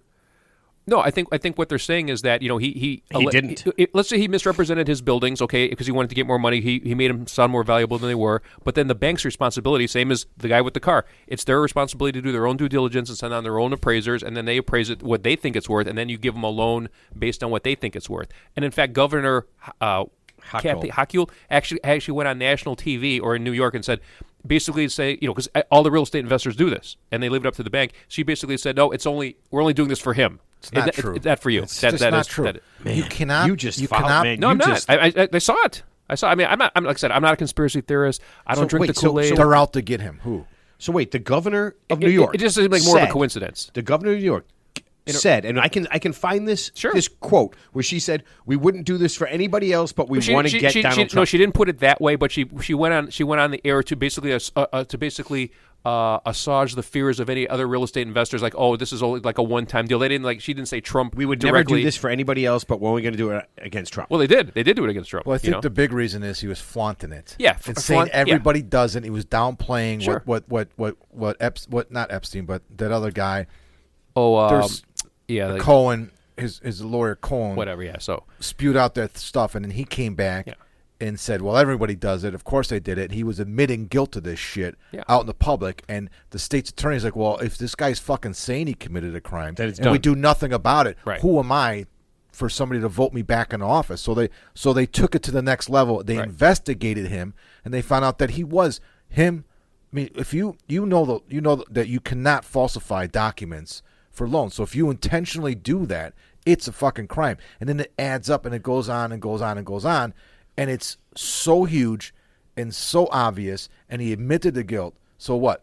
Yeah, he should be held to a different standard than I'm not saying there's not any there. You just said they're out to get him. It's all bullshit. Well, I'm saying 34 counts. Why not make it 50? Well, that's a separate case. That's a separate case. No, that's a separate case. So the real estate 34. No, that's the one with the porn with the Stormy Daniels porn thing. That's when he basically said that was when he paid off Stormy Daniels. That's the 34 felony case there. The one where he got the $400 million fine from the state of New York. That's when he was he basically misrepresented his real estate holdings, the value of his real estate holdings. Yeah. So what I'm saying is that if he wasn't running for president, none of this would happen, right? I mean, so. Obviously, there's arguments on both sides. He wasn't running for president. Well, he was at the time. No, he was running for president. At the time, he was not. Yeah, of course he was. He was running for president. He already won the Republican nomination for president. This shit started when he was president. No, this is after. So right now, the investigation started way before. No, but the 34 felony conviction came while he was running for president. The fine from the state of New York came as running for president. But here, on a side note, I won't bring it up again. But all the news media networks, they basically admitted this. They said they kind of hope Trump wins. You know why? Because it's going to be better for their ratings if he's the president for the next 4 years. Seriously, I mean, what do news outlets do? They want ratings, right? So if he's the president, that's just fodder. I mean, every time you hear Jimmy Kimmel or that other hack, what's his name? They probably would. That's all they would never about. admit it. That's all they talk about. They probably would love 10 more hurricanes and a couple of volcanoes to explode. But of course, Yeah, but what's the bad song? news? But bad news for them isn't good news for anybody else. What's a song by the Eagles? It's interesting when people die. Give us dirty laundry. Fuck you. Fuck you. The Eagles are terrible. All right, that was a Glenn Fry solo project. Oh, sorry. And the other thing is. The networks are afraid of him getting elected because he's already threatened to pull their licenses and stifle them when they talk shit about him. So it's just the opposite of what you're saying because he's already saying CBS should lose their license and blah blah blah ABC blah blah. Also, ABC also. They should all. And if he gets elected, he's gonna. God damn it! I'm going to shut them up. They're not allowed to say bad things about me. So he's going to. I mean, he was already the president for 4 years, and none of that happened. I mean, if he was never the president, he said these things would be unsettling. But hold on a second. I think, Mark, he tried to do that when he was president. I think what Ted is saying is... He absolutely tried to do that when he was president. He said he wanted to do these things, but we know he's so inept that he's not going to do those things. Because he's just lazy and things. Something shiny comes up. He said it when he was president. He constantly wanted to take CNN off the air. That's all he talked about. Right, but I don't even think he could do that. I mean, obviously, he's like I said. But what I'm saying is, you have a person that's talking about it, which is ridiculous. Right, but I'm saying let's just say he gets elected. He's got 4 years, and then there'll be no more Trump. And obviously, you're going to have a Congress and a Senate that's going to put him in check. So no matter what he says, it's going to be rhetorical. It's going to be a lot of red meat for his base. I get it, but realistically, none of those things are going to come to fruition. So all right, so last thing, just with the charity stuff. If you were one of these sucker fucking idiots who donated to Trump's hurricane GoFundMe, he has collected his GoFundMe hurricane fund has collected $25 million as of September 25th. I didn't know it's been almost a month. Wow, that's crazy. He has $25 million. Why is he raising money for hurricane relief? Well, I don't understand. Of course, obviously, there's one good reason. I'd like you to guess at the total sum number that he has given out to anyone who needs hurricane relief. So he's collected $25 million.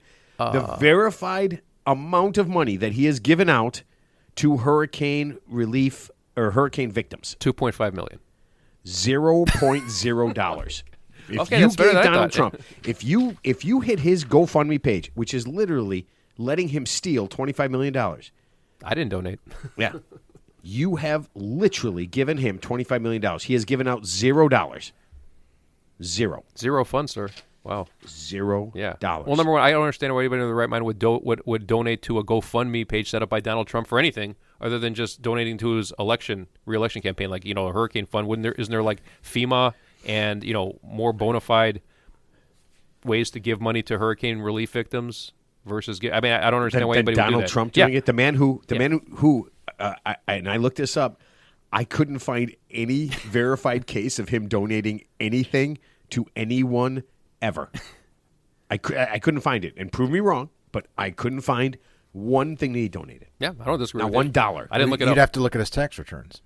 Oh, he doesn't release tax returns. Sorry. Yeah. Because he's the least charitable person that's ever had his wealth in a history of. He doesn't release his medical records either, by the way. That's all very, very funny. Okay, Mark, do we have a movie mention? Yes. Okay, Ted, before we get started, Ted would like to mention a movie and give a mini review. Are you going to be offended? Why doesn't he just do it? No. You have yours. Ted just wants to make a quick No, this is just a comment. movie, Yeah, movie mention. Why am I finding out about this now? He just told me about it. He Wait. told me about it just before he came downstairs to start the show. Yeah, I don't care. It's not a Okay, movie. Ted. So Please mention your movie and your review of it. So supposedly, and I didn't see the movie, of course. I just saw the Oh my reviews. God! No, Yeah. never mind. Never mind. This is fucking stupid. So You're going to talk about the Joker. Yeah, the second Yeah, Joker. I It's a gotta hear stupid this It's a again. musical. Who the hell makes a musical with the Joker in it? I mean, so who? Why do you say it's a musical? What executive was sitting there Why do saying you this say is it's a good musical? idea? Because Lady Gaga's in it. Okay, let's look it up. Okay. Is it a musical? Is it like West Side Story? Is it Oklahoma? So that's what I told Ted. I It's said, not a Ted, musical. Oh, I it's said, not. Ted, Lady Gaga is a singer. He assured me that this is a musical and that the Joker sings and Lady Gaga sings. I don't know who and sings. most of it is musical. Look, all I know is if you can't pronounce the So- title of the movie, what's it called? Joker Foy Dog Do or some shit like that. Yeah, I'm sure it's already everybody- it's already a fail. Yeah.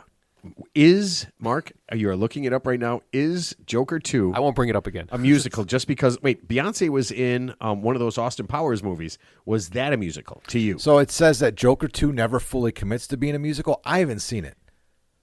So I don't know. So there is some music. So why would they mention if you have to deny it's a musical? It's a musical. never- Then it is.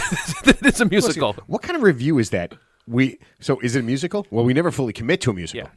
We never fully commit to it. I'm not saying I'm a pederast. I'm just saying that I've never. you know, Yeah. I am in therapy. I am seeing a counselor. I'm not and I do have an saying- ankle monitor, but Yeah. I'm not. I never said I was a pederast. I'm not. I'm not Let's saying see I what Wiki- kidnap let's old look- see women. what Wikipedia is. I've never fully I- committed. I mean, I have a windowless van, yeah. but that doesn't mean I'm All driving right, around all at 2 in right, the morning. listen. This is another thing. So according to Wikipedia, Joker Folie à Deux is a 20. I don't hope that's pronounced like that. Yeah, who knows? We don't Folie- know. Yeah. Just anybody. It's care. something two, right? Is a 2024 American jukebox musical psychological thriller. Oh my God! You know what that sounds We like to just me. code You know what for that sounds like to me. snooze fest. How would you describe this movie? Something I would never watch. Can you describe But it better than that? you're gonna review it. No, I just. Okay. Just what was the budget of that movie? Just out of curiosity, how much did they spend making that movie? If that stats in According to Wikipedia, Ted's go-to. Almost 200 million. $200 million. So somebody in Hollywood to make not a musical. to make $7 million back. Yeah. I'm just saying, there's probably a lot of talented people who have good scripts out there, but somebody in Hollywood who has decision-making ability, the new whoever the Harvey Weinstein is, says, man, the Joker singing with Lady Gaga, this is a really good idea. Yes, we're going to greenlight this immediately. That's all I'm saying. That's all I'm saying. I don't know how anything Smart works. people make bad decisions. Okay, that's all I Well, had. Thank you. So, Yeah, I have no idea. and by the way, I wouldn't wipe my ass with that movie, so much less see it. So just FYI. So. And you don't think there's any I think chance? it's Folie à Deux. Yeah, you can't even pronounce Yeah. it. If Mark can't And- pronounce it, what chance do do we you have? And I speak French. Yeah. What does that even mean? What does You folie speak- à deux? you what barely does- speak English. What does folie à deux even mean? Two. I mean, it has Yeah, something to do Two. with. Oh. Yeah, and probably the La Cage aux Folles or something like that. It's probably got something to do with that. If it's kind of a musical, because I think La Cage aux Folles is kind of a musical, so I could see all that. So is Sweeney Todd the Barber of Seville, and I don't want to see that shit. Actually, I thought Sweeney Todd, the one with the girl from Harry Potter and what's his name? I think Johnny Depp or something. Yeah. I thought it was really good. Yeah, but you don't want to see the Joker in a fucking musical. Is my point. I don't want to see it. It's miscast. You know, I still that's like casting Lil Wayne as Abraham Lincoln. You know what I mean? It doesn't make any sense. You know. So.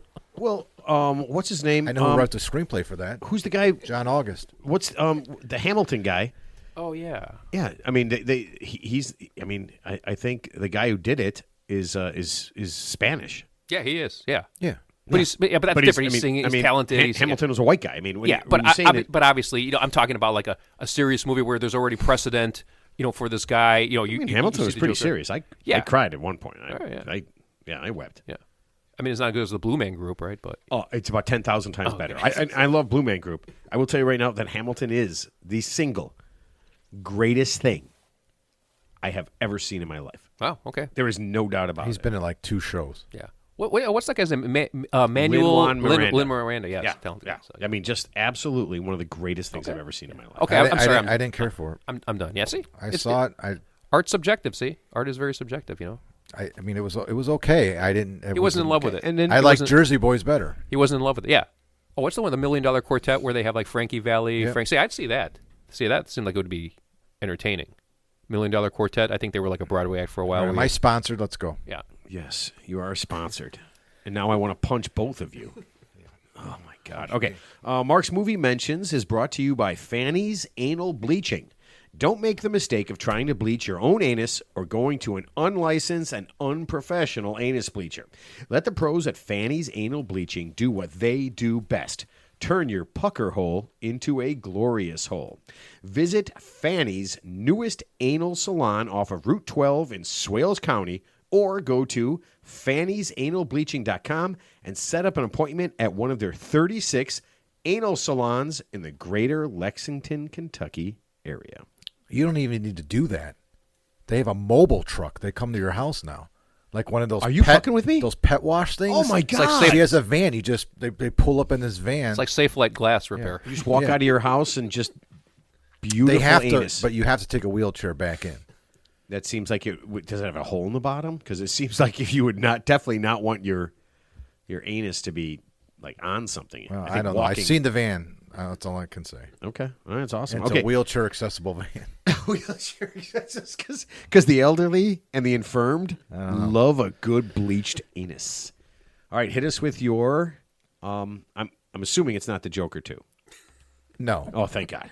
Okay. Because I haven't, unlike some people, I can't write a review on something I haven't, or mention something I haven't seen. So the movie, you said you wanted to punch us. So the movie that I want to mention came out in 2002 and it's called Punch Drunk Love. It's a Thomas Anderson, Paul Thomas Anderson film, who I love. He's probably one of my favorite writer and directors. Starring Adam Sandler, Philip Seymour Hoffman, Luis Guzman, who's great, and Emily Watson. It's right up your alley, man. It's an hour and a half long. Ooh, 90 minutes. It had a $25 million budget. It brought in about $25 million in the box office in 2002, so it's 22 years old. It's a really good film. If you know anything about Paul Thomas Anderson, I mean, he did There Will Be Blood, Ted. What's that? There Will Be Blood. That's the movie with Daniel Day-Lewis. There Will Be Blood. I love that movie. Yeah. Love that movie. No Country for Old Men, Boogie Nights, Licorice Pizza, which I've already reviewed on here. Love those. Love all those movies. Yeah, so this is one of his movies. This is an early movie, though. This is from 2002. So this is after Boogie Nights. Yeah, it's after Boogie Nights. It's just a good movie. It's about it's a story about a guy who owns a business, kind of sells knickknacks and stuff like that. Who is Adam Sandler's character?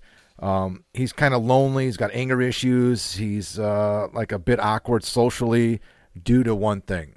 He was raised in a family with 7 older sisters. So he was the baby with 7 older sisters. And they basically ruined this poor guy. And so his character is based off of that.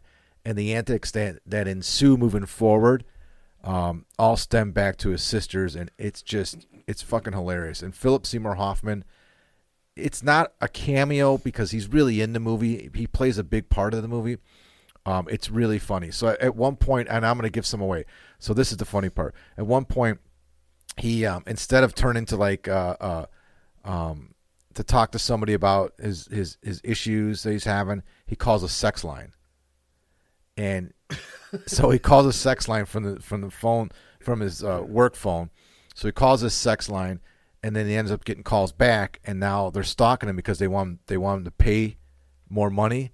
So he's getting harassed by this sex line. So he wants. Don't you pay as you talk? Yeah, but it's getting out of control. So he wants to speak to the boss, the owner, and it turns out that then the owner gets on the phone, which is Philip Seymour Hoffman, and he owns like a mattress store in Utah, and so he drives all the way to fucking Utah to confront him, and it's a great scene. That's actually pretty funny. It seems pretty funny. I think I've seen Seems this. pretty funny. It's so good, and Luis Guzman is great in it. I mean, there's so many twists and turns that are unusual in this film that if you start talking about like what I just gave away, like something in the film. So it's like a typical Paul Anderson film. There's just shit comes out of nowhere you don't expect and ends up being real creative and real funny. It's an excellent movie. Punch Drunk Love came out in 2002. It kind of came and went, flew under the radar. I'm sure there's a lot of people that haven't seen it, maybe some that have, but because it is a Paul Thomas Anderson film, it's Does Adam Sandler play a guy who's like kind of special? No. He has issues. I mean, but no. I swear to God, I've seen this movie. I've heard of it. You may have. I've heard of that movie. I mean, it was pretty big at the time because Adam Sandler wasn't doing any dramatic roles. This is a dramatic role. That was his for first him. dramatic role, right? I'm not sure if it came out before Spanglish or not. It's right around the same time he did Spanglish, and That was one of the worst movies of all time. God, that's a great film. I love that movie, Spanglish. I love that never movie. saw One of the worst movies of Where all he time. played the chef. Is that what you're talking about? I'm pretty sure. I don't know. Just all of his movies suck, basically. No, that movie Spanglish was a really good movie. Didn't he win an Academy Award for this? I don't. Was he think nominated for an Academy Award for this? I'm not sure. I didn't get that too far into it. I mean, I just watched it. I saw it a long time ago. Then I watched it again recently, and I thought I'd mention it but I didn't do a whole lot of research on it as far as besides the running time Ted. and how much it made. Ted, did you see it? Spanglish or Punch. Drunk? No, I don't think I saw it. If I did, I have no recollection of it. It was a long time. But I think I've heard of it. So though. was it a musical? I'd rather see that than Joker Part 2. Okay, I'll put it that way. How do you know? Because just based on the plot I'm hearing, it sounds like there's some serious acting. There's a good plot line. Well, you know how I said how I call that the Joker movie an American jukebox musical? Yeah. This is referred to by Wikipedia as an absurdist romantic comedy drama film. Yeah, because it's really weird. It's absurd. It's a Paul It's very Thomas strange. Anderson Yeah. film. Of course it is. Yeah, it's very strange. It is. It's quirky, but that's what makes these films so good. But it's a completely unique story. It's such a great. It's just such a great concept. This fucking poor guy. Yeah. See, I'd be inclined to see something like that because that's such an Don't interesting they all plot. work at a mattress store? No. Right. The mattress store is Philip Seymour Hoffman. That's what he Yeah. does. Maybe that's the one. and he part runs I a remember. sex line And everything, too. and everything that Philip Seymour Hoffman does is great, right? Oh, I mean, he's that in guy's every. that He's guy's in, awesome, I think right? he's in every. He's in every awesome. film. It's awesome. And when he died, his Yeah. son took over for him in Licorice Pizza. Philip Seymour Hoffman's son stars in Licorice Pizza, which is a Paul Thomas Anderson film. It was made after he died. Wow, that's got to be kind of weird. His son. Did Hey you man, see Licorice is Pizza? your old man around? Oh, you didn't hear he passed away? Hey man, you want to be in a TV? You want to Well, be in a movie? they were good friends. I mean, Paul Anderson and no, they were I- good friends. But I'm sure it didn't happen anywhere like that. I I'm mentioned- sure you don't call up and ask for Christian Bale, and then you find out he's dead, and then go, hey, are you his son? Yeah, or you James, act? James Adopted son. James Gandolfino, whose son played in the Oh, okay. the prequel for The Sopranos, played him in that. Did That he was really? good. Yeah, it was good. Ugh. His son is incredibly. The likeness is incredible. And you saw this. Yeah, dude, you didn't see How that many, movie? how many gangster movies can you watch before it just becomes the exact same gangster movie? What was the it called? exact same The thing. Saints of Newark. Yeah, never watched it. That was the okay. How could it be different? There's going to be some murders. There's going to Yeah. be some people put in a Well, it's a hole. prequel and- to The Sopranos. It's when Tony was growing up. It's good. And his son plays. Was there anything different than The Sopranos? Yeah, it's. I don't know. Really? whatever. It Were ties they everything loan together. sharking? Were they selling drugs? So anyway, this Yeah. film is made. It was made in 2002. Punch Drunk Love. I did mention one of his other films, Licorice Pizza, which was a really good film. I don't know if you guys seen I saw that one. I saw, yeah. But so go back and watch this. You'll like it. I'm pretty sure I watched Punch Drunk Love, and I'm pretty sure I liked it. Yeah. Yeah, I'm pretty sure I did. So one of the few movies that I actually liked. I'll watch anything with Philip Seymour Hoffman in it. Yeah, I'm the same way. Yeah. I've seen all his films. Yeah, he's great. pretty good. Yeah. He's pretty good. He was great. I'm Yeah. sorry. All right, so I have a group for us to join. Are you guys in any groups? I'm married, Matt. So is Ted. Not group sex. Do you guys belong to any groups at No, all? no. Are you part of any No. groups? We believe in nothing. We're nihilists. No, but seriously, like Like an MLM, like multi-level marketing group, or no, just a group. book club Are group. you part of a group or a club or anything like that? No. I mean, we golf. I league. used to be. Yeah, and you used to run the parents thing at your Well, kids' I'm still, high school. I'm still president of Booster Club. I started. Yeah.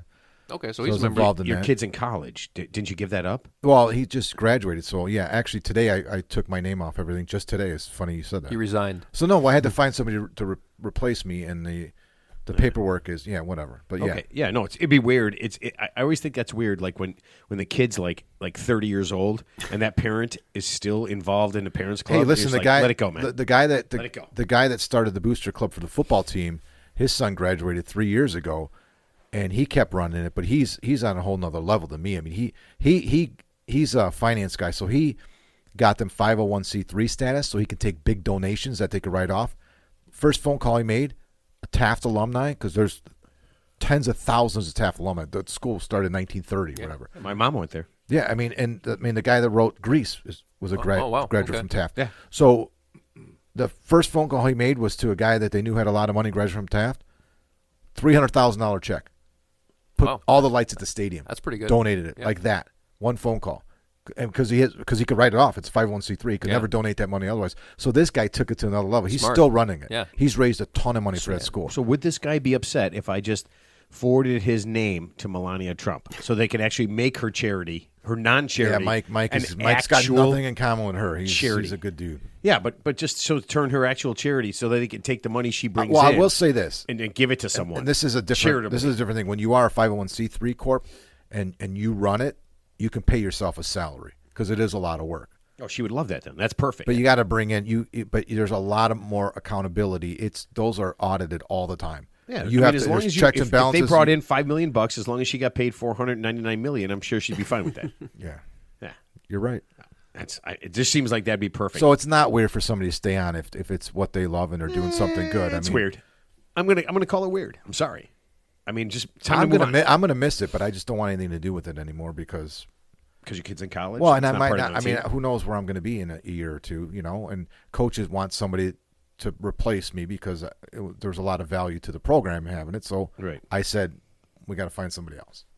No, that's, So we that's did. good. today. So I was part of a group. You've but no. you've outlived your usefulness for that role, and now it's time to I transfer. wouldn't put it that way, Dick. Well, we're not. I mean, we're not going to take out back and take you to the glue factory. We're just saying that. Yeah. Once Your you You time guys is participated in a couple things I had fundraisers, the bowling thing. Yeah. No, it was fun. Yeah. You That's did a good time. job. Yeah. I was just be weird. So if you that's- said, yeah, so now- if you said no. we're doing this again, I'd be like, did your kid go back to high school? And you said no. I'd be like, I have eligibility left. There you go. You have high school eligibility left in every sport because I played no sports, so I could do anything in high school and college. All right, so Project 2025, and we all know, we've all heard it a million times, right? It's a religious handbook for the government. I found a group that is. You want to become that group? No. They're taking up the fight against it, against Project 25. There are 17 adult film actors. We all know they're porn stars, okay? And they created a group called they created the Hands Off My Porn Pledge, because part of what Project 2025 wants to do is they want to criminalize porn. And these guys, these 17 actors, they created this Hands Off Porn Pledge to stop this from happening, so that we can have our porn. Do you know any of the member's name? Yes, Mark Robinson from North Carolina. Yes, he is. He was the first person that joined, and he pledged all his. So he sold his entire you porn talking collection. Wait. No. to I the mean group. any of the porn actors. The porn. Oh no. Oh, that would be funny. 'Cause Damn it! we could play a game. We could run it by Ted, see if he recognizes the names. Wait, name this if porn they star. if they criminalize porn, that means I'm going to have to keep my hands off of my member. First of all, how would Oh my I don't God. understand how you would know the names of any of these. I would have no idea. They're actual. I mean, they're not. They're stage names. Yeah, but the How point would is, you know? I mean, like porn from like the 1980s, like John Holmes was a famous Right, porn we actor. know, like, we know, like Peter North. Debbie. Debbie Does Dallas, no, or whatever her name. Linda Lovelace, Deep Throat. That's a famous porn actress from the 1970s and 80s. But what the fuck's the other one's name? Debbie from Debbie Does Dallas. No, Amber or Amber Lynn. Amber Lynn. Oh, Yeah, I don't know that her. was like the most famous, like in the 80s. But right? yeah, if you asked me, if you gave me a stage name of a porn person, I would have or the guy that's no in idea. jail, the dude that's in jail now. There's a guy in jail. Yeah, Who's in jail? Oh, Ron Jeremy. Ron Jeremy, Yeah. He's, yeah. Dude, Yeah. he is. That guy's a he train was wreck, doing yeah. music videos. He made it. He's gotten Yeah, pop culture. No, he was in a couple of mainstream music. He was in Too Sexy for My Shirt. That he Right was in Said a Fred. lot of- He was in that video. Ron Jeremy was in I'm Too Sexy for My Shirt. Yeah, I think he was in that. He was like he made a I can cameo neither in that. confirm nor deny that. He was. But you're probably right, Ted, because you usually write on stupid shit like that. So are you looking up names? I couldn't find it. I couldn't find the names real fast. But yeah, I want in. I feel like if I'm going to join a group, You want in the porn industry? no, I want in on Hands Off My Porn Pledge. I don't want anybody stopping me. I want to have unlimited, unfettered. I don't know. What's the acronym for that? Let's think about this. Hands off my Off my what is it? porn pledge. Hands off my porn. Hump. HOMPP. Well, let's just Hands go with off hump. my Let's porn. just go with hump. Hump. Hump. Hands up. Hands off my porn pledge. Okay, I like it. I love the way you're going with that. Yeah, So you want to join Hump? I want to join hump. You know what? Every Are you second saying of hump every or day. hump? Yes. Yes. That's exactly what I'm saying. You spell it with the Hump O. or hump? Hump. It's pronounced hump. Hump. It's Right. hump, but it's pronounced hump. Sure, it's like a germ. It's germ. Yeah, it's got the two little. It is German. Yeah, dots that's above what the you O. do. Hump. The two little dots. Yeah. That's perfect, dude. Yeah. You know, it's just one. No, one dot. One like dot. it's a. It's a unidot. Yeah. The P's are upside down penises. You could do this with all body parts. So phallic. What would the O be? What would the O be? That would be like the, So- that would be like the G spot. So you could digitalize the letters from body parts and call it hump. Pronounce it hump and spell it hump. God. Dude, get a hold of him. Oh If my- we do we're that, making I'm in the this. club. If we do that, I'm joining. So I will. If we can get an artist to render the acronym Let me write this down. in the shape of body parts Get in touch and put the two dots over the O, like you said, Ted, with hump. and pronounce it hump, even though it's spelled HOMPP. Hands off my Okay, done. penis pump. what is it? Hands off my porn. Hands off my porn. They're making a pledge. Hands off my porn Please. pledge. Pledge. Please. Yeah. So Hands there off is my there is porn two pledge. P's, which is perfect. Yeah, because then you could be humping around. That's it. That's fucking great. Everybody's humping. Oh man, that is. You are the greatest ever. All right, so man. I want to end on this because this is the most messed up thing that I have ever heard. It's one of the most messed up things I've ever heard of. Deadspin. Are you guys familiar with Deadspin? Yeah. Okay. Yeah. What are they exactly? I've heard So of them. they're a What- sports website. sports website. That's right. Yeah, they're a sports website. Because there's Barstool. I always get Barstool and They're the same. They're the same fucking thing. Okay, It's yeah. a little bit of The sports. guy and a from lot of gambling. Barstool bought the house next door to Pat. Did he really? He worked with his wife Laura. Yeah. Yeah. Oh yeah. Yeah, he bought the house next to him. He lives there.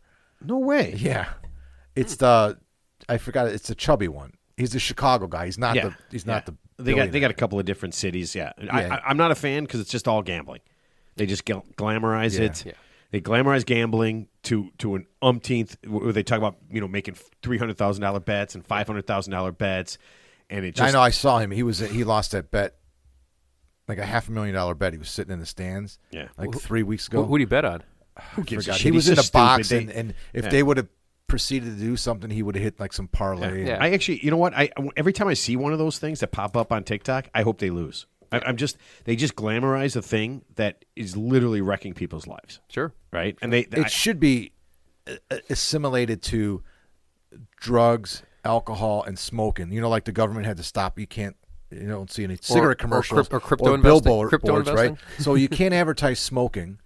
yeah. And now ESPN is all You about can't betting show now. anybody actually drinking alcohol in an ad, Yeah. but you can show I mean, I don't know. Yeah. Tons and tons of gambling. It's a matter of time. Interesting. Yeah, most of ESPN, they don't do any pregame anything, any sport. Well, they have to tell you the odds Without- and all this yeah. other shit. The parlays are in Right, play. and then they'll come in at halftime or come in at a commercial break, and they'll say, "Oh, you know what? The odds are the odds just went down, or the odds just went up." Yeah, and guess if you know who's probably sponsoring them are all those gambling websites, probably throwing millions of well, dollars. they have It's their like own it's like a lobbying ESPN group. bet. Yeah. ESPN has ESPN bet sure, now, sure. so they're making their own money. Yeah, there's and by the way, there isn't 20 of these things because nobody's making money. right. I mean, it's because everybody's making money. So Deadspin wrote an article about a 9-year-old boy. Okay, now here's what you don't know. In the article, it shows a 9-year-old boy in blackface. He's at a Chiefs game, right? He's at a Chiefs game. Yeah. They Kansas show City a Chiefs. 9-year-old boy, and this is what from the picture. This is what you see: a 9-year-old boy in blackface and a pretty big Indian headdress, Yeah, a he's Native definitely- American he's headdress. definitely wearing a headdress. That's what Okay. you see. and, in and the he's a white. photograph. That's what you and see. he's a white kid. He's And a white kid. Yeah, He's clearly a little white kid. Clear little white kid. Well, there's a lot more to it, but yeah, that's what you see, right? And they post this article. Now, here's the number one thing: they put this kid's picture right there in the article. Okay, so there's a 9-year-old kid's picture, and it looks like he's in blackface. He's got the Native American headdress on, and it goes in through the article that his parents should be ashamed that he could do something so racist. They called out the NFL and personally Roger Goodell for letting this happen. That's the story that they posted. So if you saw something like that, would you be? I mean, would it hit a nerve with you guys? No, but obviously there are not a large, but there are a percentage of people who are obviously very susceptible, who are obviously hypersensitive, and of course they're looking for that fight, right? They wake up every day looking for injustice, right? And I think the person, to just backtrack for a second, I think the person who wrote the article is one of those people who's kind of an agitator who writes articles it's always through a racial lens, right? Everything is some injustice. We need equity, so I think this person's predisposed to obviously scream racism at the first sign of anything. So that's just a little background there on the author who actually wrote the article, because it wasn't, who obviously So he does works have a history of who obviously doing works for something Deadspin. like So obviously he's predisposed. worked. Yeah. Well, here's what I think. Yeah. Here's what I think. They should just stick to what they fucking know. All right, numbers, gambling, all that bullshit. Stop looking and turning Deadspin into some sort of fucking. I mean, real news. Right, like this is it. Like this is something that they're going to bring to the forefront. They're all doing it for publicity, and so to answer your question, no, because I don't believe fucking anything I see anymore. I don't believe anything I see on Instagram anymore. I take everything with a grain of salt. Well, it's over dramatized. It's over dramatized, and I'm not ready to jump off the bridge and take a stance on something I see. Right. As far as a picture is concerned, because now AI is prevalent. Everything is fucking nuts, and you just got to wait for everything to set, the dust to settle, and then form an opinion. Right. But what are you getting angry over? But even if this isn't obviously it's real, it's not AI. But the point is, No, it's not real. there's a small percentage of people. No, that picture was real. No, it was real. But what's they half showed- of his face? Yeah, but they showed him. So obviously it's you're not misrepresentation. telling the whole story. Right. You got to finish it up. I'm getting to the whole story. Yeah, but the point I'm trying to make is there's a certain percentage of people, not a large percentage, but are predisposed to. If you repeat what I just said, I swear to God, I'm going to break this bottle over your head. So go ahead. Do it. Say it. Go say ahead. it. I don't want to say it now because I don't. Because you don't know what I said. Because I know what you no said. idea. Literally just didn't I listen to told you. you. No, I heard. told you. I don't know what you just No, said. I heard what you said. I wasn't listening. No, the point is, I'm just saying. My point was, there's a certain percentage of people who are predisposed to want to believe someone like this because they're of the same ilk. Grab the bottle. I just said that. This is the I conversation. said I don't believe anything. I mean, okay. No, I think we're talking about two different things. You said you don't believe everything you read. I'm just But saying. you said there are people that do. Yeah, there are people, and that's the people. That's his target audience. For people like us, yeah, of course we don't believe it. It's silly, So, Mark, when you see a picture like that, do you believe everything you? Okay, so as we're going on, right? So now the article gets printed, okay, and it gets reprinted. So even after everything that happened, they reprinted it. You ready? His parents received death threats. Yeah. So they found out where this kid's from, and his parents got death threats. And one guy, some psycho, just takes one guy. Listen, Yeah. I think he emailed or somehow got in touch with his parents through whatever, and said that they wanted to throw their kid into a wood chipper. Yeah. I want you to think about this. Yeah. So his let's just say this kid, let's just say he did do blackface, and let's just say he put on the headdress. Let's say he was a super racist kid. He's 9 years old. Obviously, it's not his fault. It's his parents' fault. This guy's response to it was, I want to throw your kid into a wood chipper. To Ted's point, that's the problem with all these socials, is you have nitwits that see that picture and then react accordingly. They believe it. They're buying it hook, line, and sinker at face value. Whatever they're selling, they just bought it. And now we got TikTok, Instagram, Twitter, Facebook, and now everybody sees it. And now the true story comes out, which is what, Matt? So the true story is he had his face painted, and the Chiefs' colors are red and black. Yellow. Yellow, but he had his face painted half red, half black. And he is part Native American. So when he wanted to put the headdress on, it made sense. He's part Native American, so he had the headdress on, okay? And his parents thought it was absolutely fine because he was supporting his team. So and by the way, he's 9. So if he dresses up like his team, like if I dress my 9-year-old up like in a Chicago Bear and dress him up like a bear, I'm not pro sex with a bear, okay? I'm not any of that stuff. So it's that kind of thing. Well, plus a 9-year-old is going to listen to his parents, so obviously they're encouraging it. Right. And yeah, so well, obviously he wanted to do it. He's a 9-year-old. But if the parents would have said, "Hey, no, we're not going to let you do it," he wouldn't have done it, right? We were going to take you to the game. You can wear a Kansas City Chiefs shirt, but we're not dressing you up, and that's final. No matter how bad you want it. So obviously the parents. But even if he wasn't Native American, of course not. If you're wearing the headdress, you're supporting the Kansas City. Yeah, he's at a home. Chiefs. He's at a home game, right? He's at a home game. He's at a home game. Yeah. There's probably more than one person that was similar to him, and so now Deadspin puts it out there, right?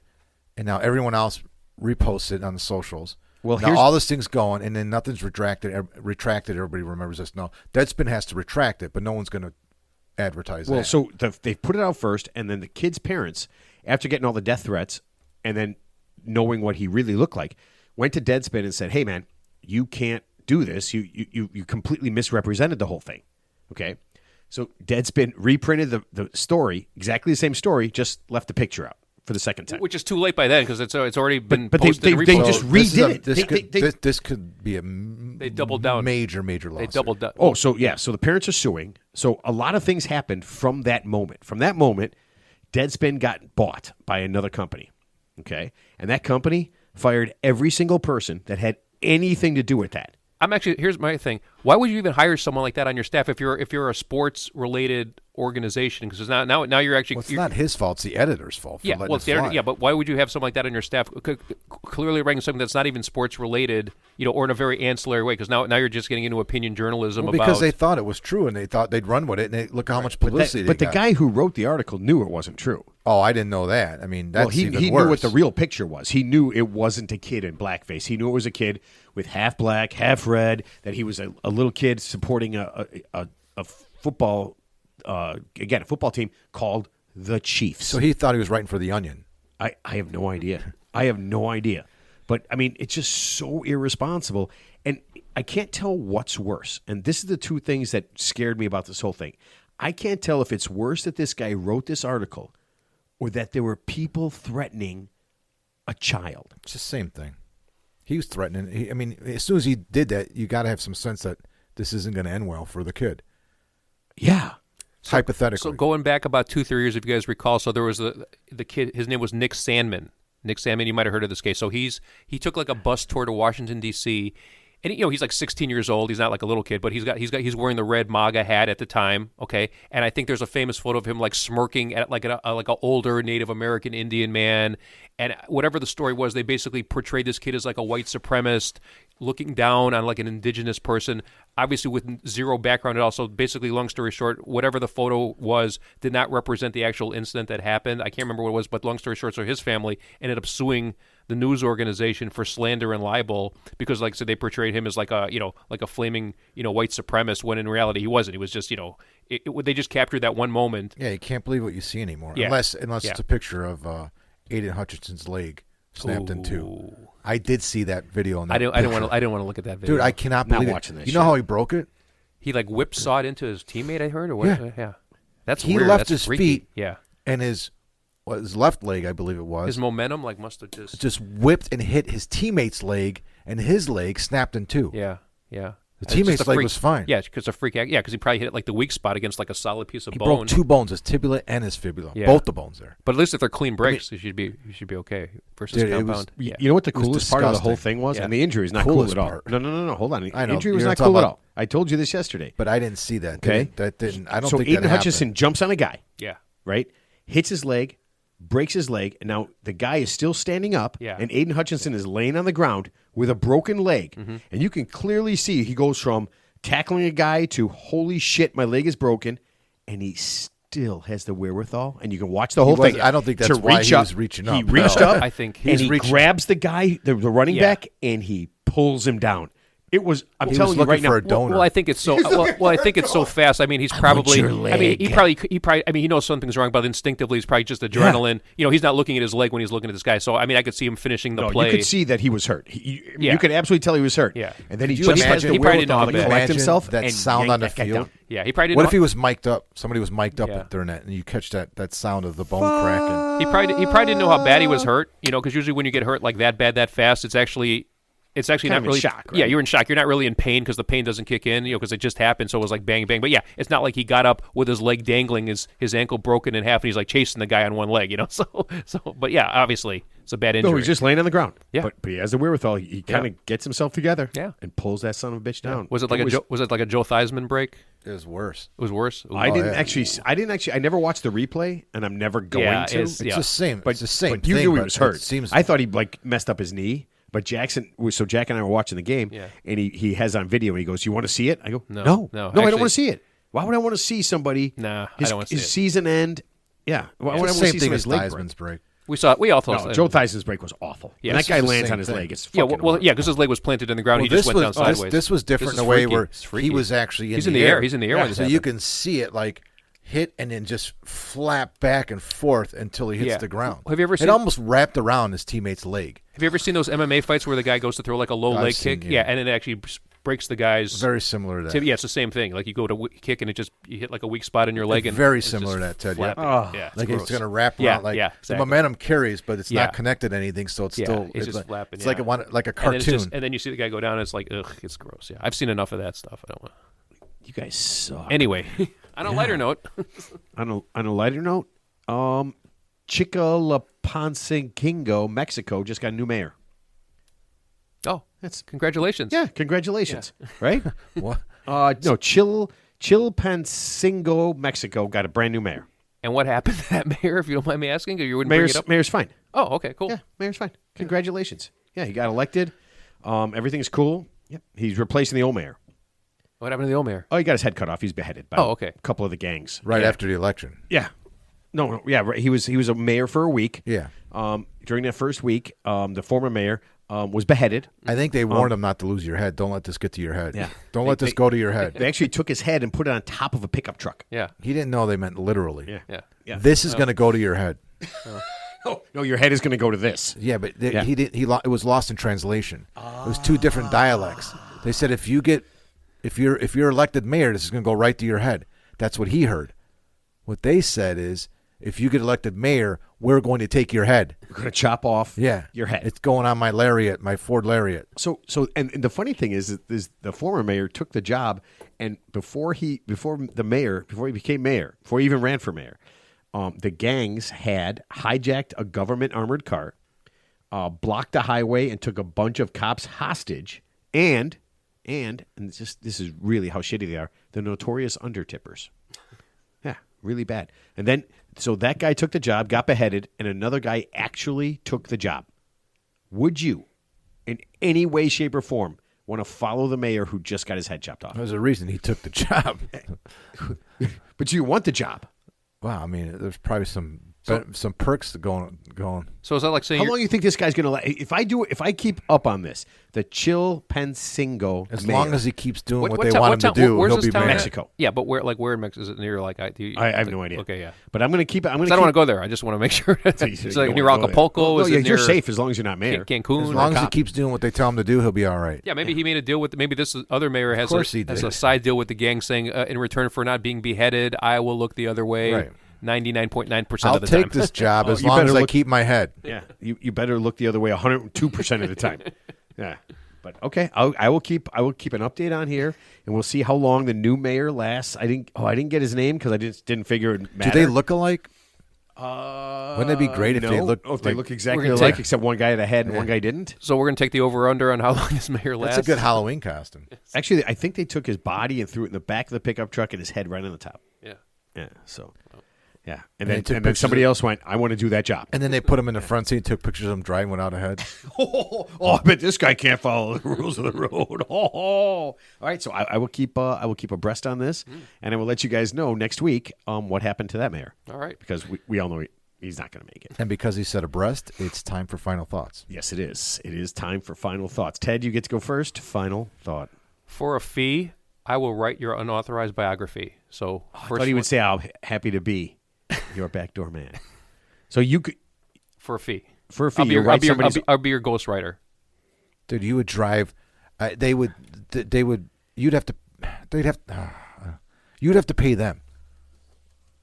You'd keep going back. What's your name again? Yeah. What? Wait, tell me this again. I'm sorry. Finally, like I'm doing more work than you. Yeah. I would ask you some questions. And you were president of what country? America. United States of America?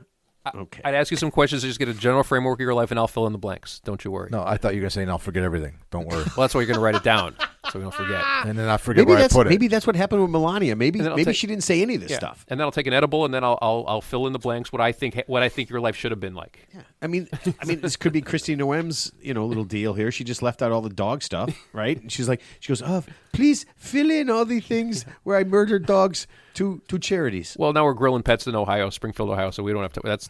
That's a past news cycle. Okay, my final thought is assume everything's fake until you know otherwise.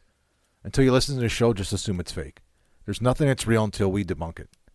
We'll let you know if it's real or not. I like that. We're the gatekeepers of truth. Yeah, I mean, if if at this point you're believing the photographs you see on Instagram, we got issues. You know what? Some of that stuff looks fucking real, dude. It does, and it's. I mean, You have it's to. not. Kelly just showed me the other day. I forgot who it was. A picture of a giant snowy owl on this woman's arm. The thing was massive. It was bigger than her. Yeah. I'm like, that's not real, right?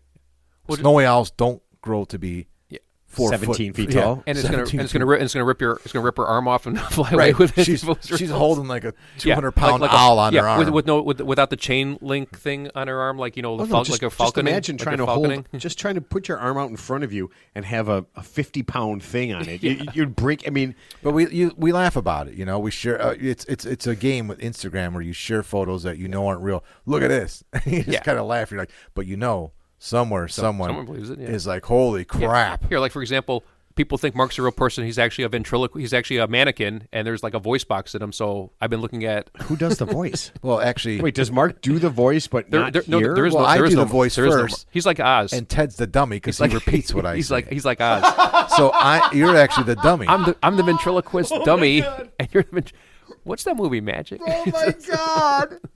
Dude, you really stepped into that one, dummy. Ted has his own hand stuck up his own ass, saying things. And I'm throwing my voice. Mark's throwing his voice. All right. Here's my last thought. I agree with Mark. You know what? Believe nothing. Absolutely believe nothing. But don't stop believing. It's a Journey song. Wait, what? Wait a minute. It just doesn't make sense when I say it like that. All right. No, listen, all I'm going to say with my last thought is keep listening, man. This is awesome. Really cool things are happening. We got a lot of neat stuff coming up. All of Mark's doodles are now in the garbage, and it is over. All right. Keep listening. Keep enjoying. Tell everybody, and keep sending us tips. I love the stuff you guys are sending. And Ted was just going to do what I did. You were just going to crumple that in front of the mic, and then you thought better of it. See, you're learning. oh my God, That's unbelievable. maybe he just wants to be you. I'll leave Did you with this see thought. what he just did? Yeah. I didn't want to make that sound while you were talking because you're obviously. That's fine. No, I'll leave you with this thought. Ted wants to be Mark, and I don't know why. Have fun.